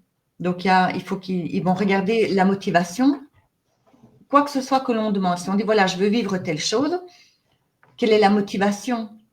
Qu'est-ce qui nous motive à vivre telle ou telle chose? Ce sera très souvent en lien avec d'autres vies ou avec un apprentissage qu'on veut faire. On va parler d'utilité. Et là aussi, je pense que je mets suffisamment de gants et que je l'explique suffisamment que quand on parle de bénéfice pour l'âme, il y a des choses où nous, on peut avoir du mal à avoir un bénéfice. Pour reprendre l'exemple de la personne qui est en chaise roulante, elle ne va pas vraiment voir l'utilité de l'accident ou le bénéfice de l'accident. Bah oui. Mais l'âme, oui. L'âme, elle voit le bénéfice parce qu'elle se dit, j'ai demandé à vivre ça et je vais le vivre parce que je vais en retirer quelque chose. Je vais pouvoir voir comment je vis cette épreuve-là. Ouais, et après, ça dépend aussi des personnes parce que c'est vrai qu'on voit. Pardon, je bouge beaucoup. Moi, j'ai déjà vu des personnes avec des handicaps extrêmement lourds qui disent ben, en fait, j'ai jamais été aussi heureux, c'est difficile à comprendre, mais ça leur a permis de changer totalement de vie et finalement d'être qui ils sont vraiment. C'est un truc de fou, mais ils ont osé ce qu'ils n'auraient pas osé avant. C'est le regard que l'on porte. Ouais. Moi, j'ai un frère qui est en chaise roulante et pareil, avant et après, au départ, c'était dur, c'était la déprime, mais c'était négatif. Enfin, c'était évidemment beaucoup plus dur pour lui que pour nous, hein, on s'entend bien. Mais et c'est petit à petit où en fait, son regard a changé. Et donc, quand ton regard change, c'est ça qui crée ta vie en fait. C'est la manière dont tu observes les événements, les gens, les situations, tout comme les relations karmiques. On parle beaucoup de relations toxiques, mais tu as le choix de le voir entre ça, c'est une relation toxique ou ça, c'est probablement une relation karmique, mais qui dit relation karmique dit relation d'une âme qui m'aime et qui endosse le rôle du méchant, entre guillemets, pour m'aider. C'est une autre vision, c'est un autre regard. Hein. Et quand tu vois ça comme ça t'aide déjà à voir les choses moins négativement, moins lourdement. Et tout, en tout cas de mon expérience, vraiment de ma vie perso,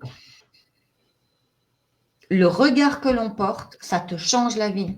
Parce que j'allais dire, tout est basé là-dessus. Et je me dis non, je veux pas tourner ma phrase dans ce sens-là. C'est trop réducteur. Mais selon le regard que l'on porte sur n'importe quelle situation, n'importe quelle relation ou ce que l'on vit, ça t'aide ou ça te plombe. Ça t'aide ou ça t'entrave. Ça dépend du recul qu'on peut avoir dessus, hein, c'est vrai. Oui, oui, c'est ça, oui. Voilà. Il y a des situations dans lesquelles j'arrive pas, quoi. J'arrive pas à voir où est le bénéfice, où est l'expérience, où est. Enfin, tu vois, quand t'es dedans, puis c'est après que bon. Voilà. C'est après. Alors, soit on le voit après, parce que justement on en est sorti ou parce qu'on voit les bénéfices qu'on en a retirés. Ça peut arriver aussi que tu ne les vois pas du tout, que pendant toute ta vie, tu dis, je ne comprends pas pourquoi j'ai vu ça. Le but, c'est pas d'aller te poser pendant des décennies à te poser des questions pourquoi j'ai vu ça et à te casser la tête. Tu sauras bien un jour. Mais... Ouais. Ça rejoint, il y a Tom qui dit le dessin, page 25, où tu as les deux Bouddhas, là, et t'en as un qui lui dit quelle robe ridicule, et l'autre, il dit merci. C'est ça. C'est une image qui vient du livre de Byron Katie, que je trouvais qui illustrait tellement bien ce que j'étais en train d'expliquer dans le livre. C'est ta réaction qui fait tout. Quand quelqu'un vient te bousculer, que ce soit un petit mot ou une attaque des paroles blessantes, c'est toujours que ta réaction qui va faire en sorte, tu décides de ta réaction. Bon, il y a les émotions, évidemment, de nouveau. Mais c'est vrai que quand quelqu'un vient te piquer comme ça pour dire quelque chose de blessant et que tu réponds merci ou par de l'indifférence ou par un sourire, c'est l'autre que ça déstabilise, c'est pas toi. Ouais, c'est vrai. Tu ne laisses pas en fait la pique de l'autre arriver jusqu'à toi. C'est ça. Papa, tu ressens le pic, vraiment, c'est ah. Puis elle dit, ouais. Attends, je vais attendre avant de parler. C'est ça. Et puis de nouveau, c'est le caractère de chacun. Soit tu vas répondre par le même ton, dans l'ego aussi, ou tu prends du recul. Voilà, ça dépend de chacun. Après, parfois, je pense que dans certaines situations, il y a des personnes aussi qui ont besoin de se la faire fermer. Quand on te pique par intérêt de piquer, tu sais que ça va faire mal, que ça va faire réagir. Donc, il y a une intention derrière ça quand même. Et donc, tu as le droit aussi de dire, en fait, non, tu ne me parles pas comme ça. Oui, parce qu'à ce moment-là, en fait, tu défends ton territoire, tu défends ton autorité et le respect de toi-même. tu n'es pas obligé de répondre par le merci ou par l'indifférence. Donc, c'est bien que tu soulèves ce point-là. Sans partir en s'énervant, en pétant une crise. Oui, voilà. Mais dire, voilà, en fait, non, là, tu vas trop loin. Ouais, c'est ça. Ouais. Ok. Bon, on pourrait parler de plein de choses.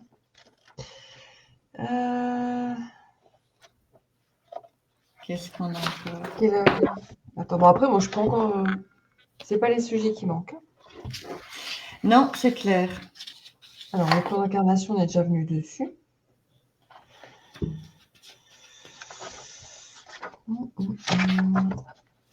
Relation karmique. Oui, parce que je parle aussi, donc le départ d'un être cher, le suicide. Ouais.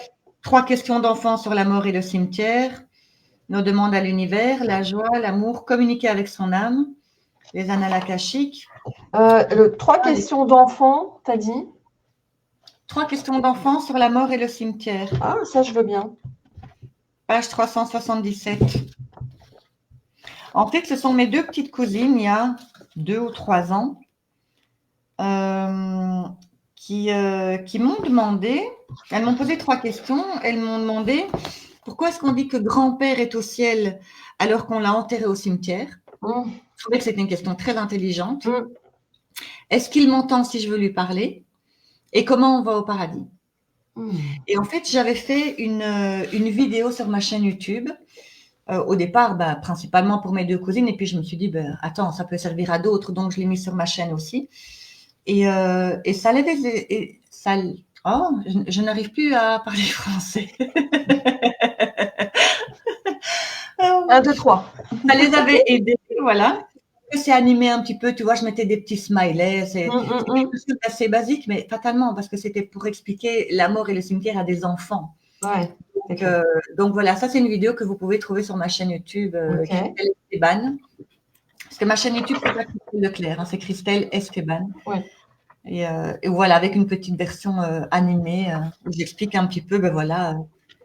Et à l'esprit, c'est comme de l'air dans un ballon de baudruche. Et puis quand tu vas piquer le ballon, tu as le ballon qui va au sol, alors que l'air qui est dans le ballon, il va en l'air. Regarde, quand papa ou maman cuit quelque chose, il y a une casserole avec de la vapeur qui sort de la casserole, elle monte. Voilà, je fais des petites métaphores comme ça, des petits parallèles pour essayer de faire comprendre ouais. ce sujet délicat.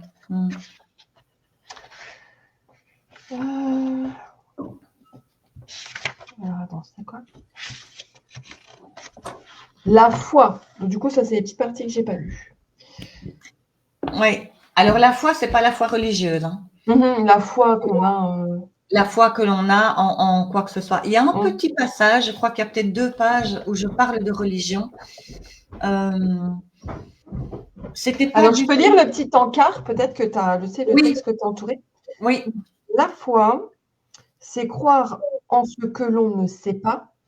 C'est une certitude intérieure, inexplicable par la raison, et si forte par le senti que personne ne peut l'ébranler. C'est ça. C'est-à-dire qu'un jour, en fait, moi, il y a mon guide, il fonctionne beaucoup avec visualisation. Et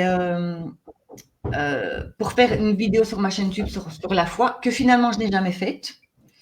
Mais mon guide m'avait expliqué par une image, il me montrait, j'étais dans une grande salle de gymnastique. On était 4 et en fait, on devait chacune se mettre devant un mur. Il y avait des cordes, tu sais, comme des cordes de gymnastique sur lesquelles tu dois grimper. Et donc, on est toutes dos les unes aux autres. On ne voit rien, on entend le prof. On sait qu'il y a 3 autres personnes, mais qui vont elles aussi grimper à la corde, mais on ne les voit pas. Et on reçoit 2 indications. C'est pas un concours de vitesse ou de hauteur. Le but du jeu, c'est simplement, vous allez grimper et tenir le plus longtemps possible.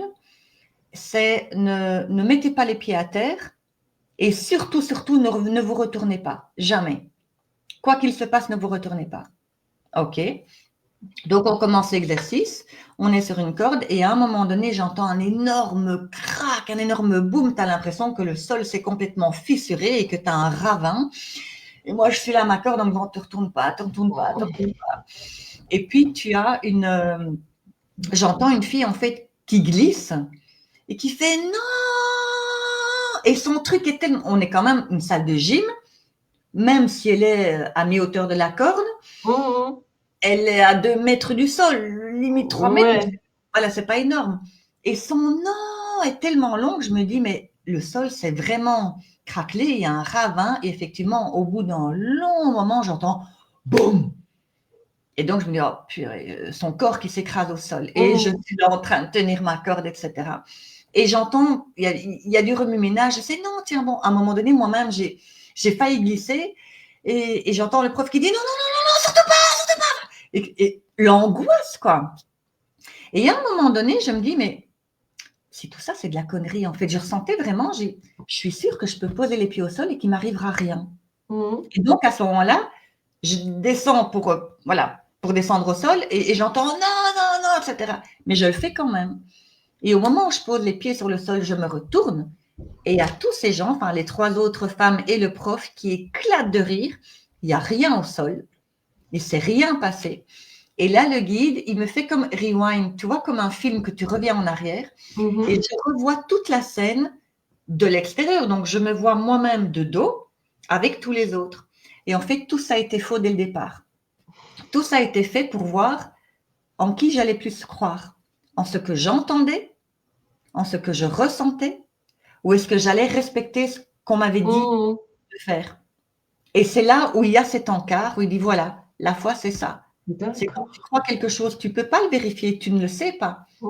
Mais tu en es tellement persuadé qu'il n'y a rien qui peut t'ébranler et qui peut changer de ta foi. J'aimais bien cette image-là. Ben ouais, c'est quand même… Ouais, la religion, c'est après… La religion, j'en parle pas beaucoup, hein, parce que c'est juste… ouais. C'est 1 page et demie, je crois. Ouais. Parce que ça n'a pas lieu d'être et parce que pour moi, c'est jamais la foi religieuse, c'est pas ça dont je parle. Chacun est libre d'avoir sa religion, sa foi religieuse. Ça n'a rien à voir, en fait. Ça n'a rien à voir avec l'incarnation, voilà, tout ça. Chacun sa culture, chacun sa religion, chacun ses traditions. Voilà, c'est pas le sujet. Ah, l'épreuve. Ah oui. L'épreuve. Là, j'ai partagé 2 commentaires que j'ai eus sur ma chaîne YouTube, auxquels j'ai répondu assez longuement. En fait, et je pense que c'est clair aussi dans le livre, parce que je dis, voilà, si l'envie vous prenez de m'envoyer un mail pour me demander où sont mes preuves, voilà ma réponse, évitez-vous un mail et puis moi, ça me fera bien plaisir parce que je ne réponds plus à ce genre de questions. Parce que je me dis, en tout cas, de mon point de vue, je trouve ça très marrant quand tu vois les personnes qui me demandent des preuves. Ça parle beaucoup plus d'elles-mêmes que de moi ou des preuves en tant que telles. Et c'est pour ça que la toute première page de mon livre, c'est une citation de Stuart Chase qui dit « Pour ceux qui croient, aucune preuve n'est nécessaire et pour ceux qui ne croient pas, aucune preuve n'est possible. » Parce que je viens apporter un truc, voyez si ça vous parle ou pas, faites-en quelque chose ou pas, testez ou pas, mais si vous demandez des preuves, en fait, c'est pas ça le sens du truc, c'est crois ce que tu as envie de croire et si tu as besoin malheureusement de preuves pour croire en quelque chose, ben, ça parle plus de cette personne-là qui demande des preuves que d'autres choses. Et puis les preuves, il n'y a que nous qui pouvons les affirmer par nous-mêmes, en fait. On ne peut pas aller les chercher chez quelqu'un d'autre. Oui, parce que j'ai mis 2 photos et c'est dommage, c'est probablement pas les plus parlantes parce que j'ai vécu tellement de trucs assez paranormaux qui sortent de l'ordinaire et je n'ai pas chaque fois fait des photos, évidemment. Ah oui, je peux montrer les masques. Donc, c'est mon porte-monnaie, en fait. Il y a le cordon du masque sanitaire en 2020 qui est bloqué dans la petite attache de mon porte-monnaie et je ne comprends pas, même à cette heure-ci, hein, je ne sais pas comment ce cordon est passé par là. Donc, et c'est une preuve pour moi. Mais n'importe qui d'autre peut me dire ce qu'il veut ou réfuter ce que moi je peux dire ou ce que j'ai vécu. Ça ne changera pas ce que j'ai vécu. chaque personne peut le voir comme il a envie de le voir. J'avais par exemple, à un moment donné, j'ai des petits cristaux de couleur comme ça qui se mettent à la fenêtre. Et comme ça, tu as les rayons de soleil. Enfin, c'est assez joli. Ah oui, les attrape-soleil. Oui, voilà. Et en fait, j'en retrouve un sur une tige d'une de mes plantes. Donc, j'ai fait une photo. Donc, j'ai une photo d'une de mes plantes avec ces petits cristaux-là, mais ça ne prouve rien. Parce que Non. je peux très bien avoir déposé moi-même. Donc, j'ai fait une photo, moi, en me disant, je me fais un petit album des petits trucs un petit peu extraordinaires, etc. Mais ça prouve rien aux yeux des gens. Moi, je sais que ce truc-là, il était ailleurs, et même pas en haut, parce qu'on pourrait dire, il est tombé. Non, il était ailleurs. Et il s'est retrouvé là. Je ne sais pas comment ça se fait. Donc, j'ai fait la photo parce que moi, je sais que, voilà, comment elle est arrivée, mais ça ne prouve rien à quelqu'un d'autre. Non, il y a des trucs qui rendent fou comme ça. Hein. Oui. Moi, je me suis pris la tête comme ça avec un pendule en métal. Je savais très bien qu'il était rangé dans la pochette intérieure de mon sac à main. Ouais. Je le savais très bien. Et plus de pendule. Je suis même retournée à la librairie où j'avais été avant. Je n'ai pas trouvé un pendule, une pochette avec pendule. Non, rien. Je sais très bien ce que j'ai fait. Je sais que j'ai vidé mon sac. J'ai retourné tout l'intérieur de toutes les pochettes. J'ai tout vidé. Je l'ai bien fait 3 fois. Et je ne sais pas, moi, mais des semaines après, je cherche un truc dans mon sac. Je sais que ce truc que je cherche est dans ma petite pochette intérieure. Tu retrouves le truc. Ça ne m'étonne pas. Tu vois, moi, je trouve ça génial, ce genre de truc. Mais là, mais c'est pas possible. Interpellant, mais génial. Alors là, je me suis dit, ma fille, tu as cru avoir fouillé ton sac 3 fois, mais tu n'as pas dû le faire. Tu as vu comme notre automatisme est de nous mettre en doute. Complètement. Plutôt que d'aller voir la magie de l'univers, non, on s'est trompé. J'ai cru que. On va se mettre en doute nous-mêmes. On va chercher une explication logique. Ouais. Donc, bon.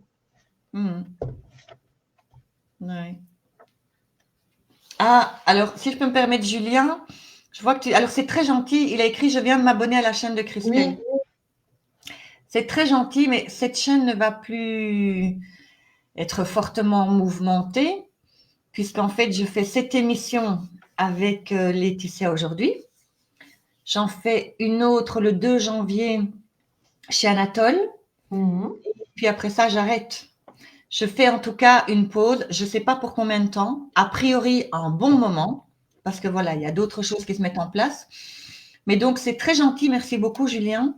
Mais donc, ne t'étonne pas s'il n'y a pas énormément de choses qui vont bouger, parce que là, j'ai même arrêté les consultations. Je fais une pause là, assez longue. Ok, c'est bien de le dire. Donc, Julien, au pire, tu mets la petite clochette, comme ça, tu sais quand il y a quelque chose qui se passe. Ok. Donc, ce livre, c'est un peu alors, pas une conclusion, mais avant la pause. Mais je ne savais pas, en fait, c'était pas prémédité. Ça fait quelque temps que je sens en moi, il y a des trucs, enfin voilà. Et puis là, voilà, c'est venu. Merci pour l'info. Oui. Mais voilà, maintenant, c'est comme ça que je fonctionne, en fait. Je suis mes ressentis, je suis mon feeling, et je sais pas toujours. J'essaye de l'expliquer parce que tu as le mental, la logique, mais est-ce que tu es sûr et pourquoi, mais oui, et à un moment donné, je dis, basta, oublie la logique et la justification et juste ce qui se passe, quoi. Ouais. C'est clair. Et puis si dans 6 mois, ça me reprend de dire, hop, coucou, je reviens. Alors, ensuite, là, on a les métaphores. Ah oui, il y a beaucoup de métaphores dans les livres. Ouais. Est-ce que toi, il y a, avant qu'on termine l'émission, un sujet sur lequel tu voudrais revenir ou voilà, quelque chose qui te semble important ou un message à passer sur ton livre pour les gens qui ne l'ont pas encore lu ou autre chose? Alors, une chose qui me vient en tête, je m'apprêtais à te dire non, Et en fait, s'il y a quelque chose qui me vient en tête, c'est concernant le chapitre du suicide. J'explique, voilà, pour l'âme, etc. Est-ce que c'était prévu dans le plan? Tu as 3 possibilités. Est-ce que c'est une rupture de contrat dans un seul cas, etc. Ben voilà, j'explique. Et j'ai eu l'un ou l'autre commentaire sur ma chaîne YouTube qui disait que c'était l'apologie du suicide ou que ça autorisait, comme si je disais, ah ben oui, allez-y. Et donc, alors déjà, je me dis, c'est absolument pas, parce que c'est une vidéo qui est déjà en cours depuis 2 ans, je crois, sur ma chaîne. Bon, maintenant, de tous les commentaires qui me disent, ah, merci, super, c'est génial, pour un ou deux qui me disent ça, voilà. Oui. Il faut voir le prorata de pourcentage. Mais du coup, dans le livre, j'ai quand même fait une petite note où j'ai écrit vraiment noir sur blanc. Ce n'est pas parce que j'explique comment ça se passe pour l'âme d'un suicidé après qu'il ait commis son acte que ça justifie, enfin qu'il faut prendre ça comme raison. Et il y a tout un passage où je m'adresse spécifiquement aux personnes qui pensent au suicide en disant, vous voyez bien votre responsabilité et que le mental ne vous le fasse pas à l'envers, parce que le mental, on va pouvoir se dire, ah mais moi je sais que mon âme est d'accord. Moi je n'en peux plus, mon âme n'en peut plus. Et je vois des signes que c'est OK pour mon suicide. Et je voulais corriger en disant, non, la vie n'envoie jamais, jamais, jamais de message, feu vert pour ton suicide, tu peux y aller. Jamais. Même quand c'est prévu dans le plan d'incarnation. Donc ça, c'est le mental qu'il fait à l'envers. Enfin, pas qu'il fait à l'envers. Ah oui, parce que du coup, ça peut être prévu dans le plan. Ça peut être prévu, oui. En fait, tu as 3 possibilités. Tu as oui, peut-être et non. Tout simplement. C'est prévu, oui, d'office, cette vie va se terminer par un suicide. C'est pas prévu, mais il y a une possibilité parce que je me suis choisi des trucs un peu lourds quand même. Donc, je me prends en fait une protection en fait. Enfin, j'allais dire un autre mot, mais je vais pas le dire parce que sinon, ça on peut perdre. Voilà. Donc oui, il est possible que. Ou alors c'est non d'office. Et qu'est-ce que ça change que ce soit prévu ou pas? C'est en fonction des contrats d'âme. Si on a choisi non, cette vie-ci ne se terminera pas par un suicide et que finalement c'est quand même ce qui se passe, alors on a rompu son contrat. Non pas tant envers les autres, mais surtout avec soi-même. Parce qu'un contrat d'âme, ce n'est pas uniquement un contrat d'âme avec d'autres âmes, c'est un contrat entre nous et nous-mêmes. Nous, en tant qu'âme, avant notre incarnation, on s'engage à telle chose et telle chose et telle chose. Si on s'est engagé à non, il n'y aura pas de suicide dans cette vie-ci, et que finalement mon personnage termine sa vie en suicide, j'ai rompu mon propre contrat. Et donc là, ça change quelque chose pour le parcours. Et donc voilà, je ne sais pas pourquoi, mais là, je voulais dire que ce chapitre-là, ce n'est pas parce que je l'ai surtout écrit pour ceux qui restaient. Parce que quand moi, j'ai eu des personnes qui viennent en consultation pour des contacts défunts qui sont partis par un acte du suicide, c'est douloureux, c'est compliqué. Et donc, j'ai voulu adoucir leur cœur à eux, pour ceux qui restent, en expliquant comment ça se passe. Et du coup, c'est par ces commentaires-là, et finalement, merci à ces commentaires-là, parce que c'est comme ça que je me suis rendu compte que, waouh, je n'avais pas imaginé, j'avais pensé, pour ceux qui restent, adoucir leur cœur, mais j'avais jamais imaginé que quelqu'un puisse prendre cette vidéo comme argument en disant, donc je peux y aller. Non, absolument pas. C'est pas du tout un feu vert pour y aller, pas du tout. Et bah, comme quoi, ça dépend de l'état d'esprit de la personne. C'est ça, et de la compréhension de chacun, parce qu'en fait, et c'est valable pour tout le monde, on comprend les choses comme ça nous arrange. Hein. C'est ça. Dans tous les cas, et c'est valable pour tout le monde. Et puis, c'est encore un sujet où c'est très controversé, où il y a certaines vérités, mais qui ne sont pas toute la vérité. Donc, c'est ça, je le répète, je ne dis pas dans ce livre, je vous apporte la vérité et vous devez me croire, c'est absolument pas ce que je dis.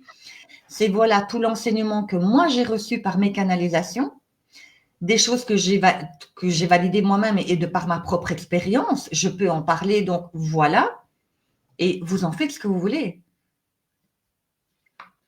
Ça, c'est le truc le plus important, c'est surtout faites ce que vous voulez comme vous le ressentez. Ouais, c'est toujours le plus important. Donc voilà. Ok, Isabelle, elle dit c'est du travail ce livre, Christelle, entre les canalisations, etc., plus les dessins et les photos, je te dis bravo. Merci beaucoup Isabelle. Oui, effectivement, ça a été beaucoup d'heures. Et Et je crois que le maximum, j'ai fait 32 ou 33 heures d'affilée, parce que je fonctionne beaucoup la nuit aussi. Oui, je sais. Oui. Ouais. Et un jour, et j'ai souvent oublié de manger. Je ne savais plus quel jour on était. Oui, ça a été. Effectivement, tu étais dedans. Oui, oui, ouais, ouais. Et Tom Tomate pour la couverture, merci beaucoup. C'est en fait, c'est un ami, Rosa Tom, qui m'a donné l'idée. En fait, quand on s'appelle, j'ai des photos de vacances. Donc, dans mon salon, j'ai des cadres avec des couchers de soleil différents, de photos de vacances, en fait. Et c'est en parlant avec lui où je lui parle la couverture, je sais pas trop, etc. Et il me dit, mais cette photo-là, elle est géniale, etc. Et donc, c'est lui qui m'a donné l'idée. Donc, merci beaucoup à eux deux, à Rosa et à Tom, de m'avoir donné cette idée-là pour la couverture, parce qu'effectivement, je l'aime beaucoup aussi. Donc, voilà. Ok. Pius, salutations, printemps qui vient d'arriver, je pense. Ok, alors, est-ce que tu penses que c'est ok pour toi? Oui. Voilà, on va répéter que vous pouvez vous fournir, j'aime pas du tout ce mot-là, je ne sais pas ce que je voulais dire. Procurer Vous procurer le livre. le livre de Christelle sur Amazon ou directement par Christelle en lui envoyant un mail. Et le livre, il est à 33 € sur Amazon et à 27 € si 27 € chez moi, plus les frais de Mondial Relais. Voilà. Qui sont de 4,25 € en Belgique et 6 € et quelques en France. Ouais. Et si vous les faites par 2 livres, c'est 6,75 €. Donc, la différence, voilà, il vaut mieux commander. Si vous connaissez quelqu'un par 2, vous payez moins cher de frais. Ouais. Voilà. Ok. Bah, écoute, en tout cas, merci Christelle d'avoir présenté ton bébé. Merci beaucoup à toi, Laetitia. C'était très, très, très sympa. Merci beaucoup. Et merci à tous d'avoir été présents comme d'habitude. Donc, je ne vous donnerai pas le thème de la prochaine émission parce que l'émission d'aujourd'hui était la dernière de cette année 2024. Donc, ça sera à l'année prochaine. En attendant, je vous souhaite à tous de belles fêtes de fin d'année. Et surtout, prenez soin de vous et belle fête à toi aussi, Christelle. Merci à vous tous aussi. Merci, Letty. Ciao, ciao.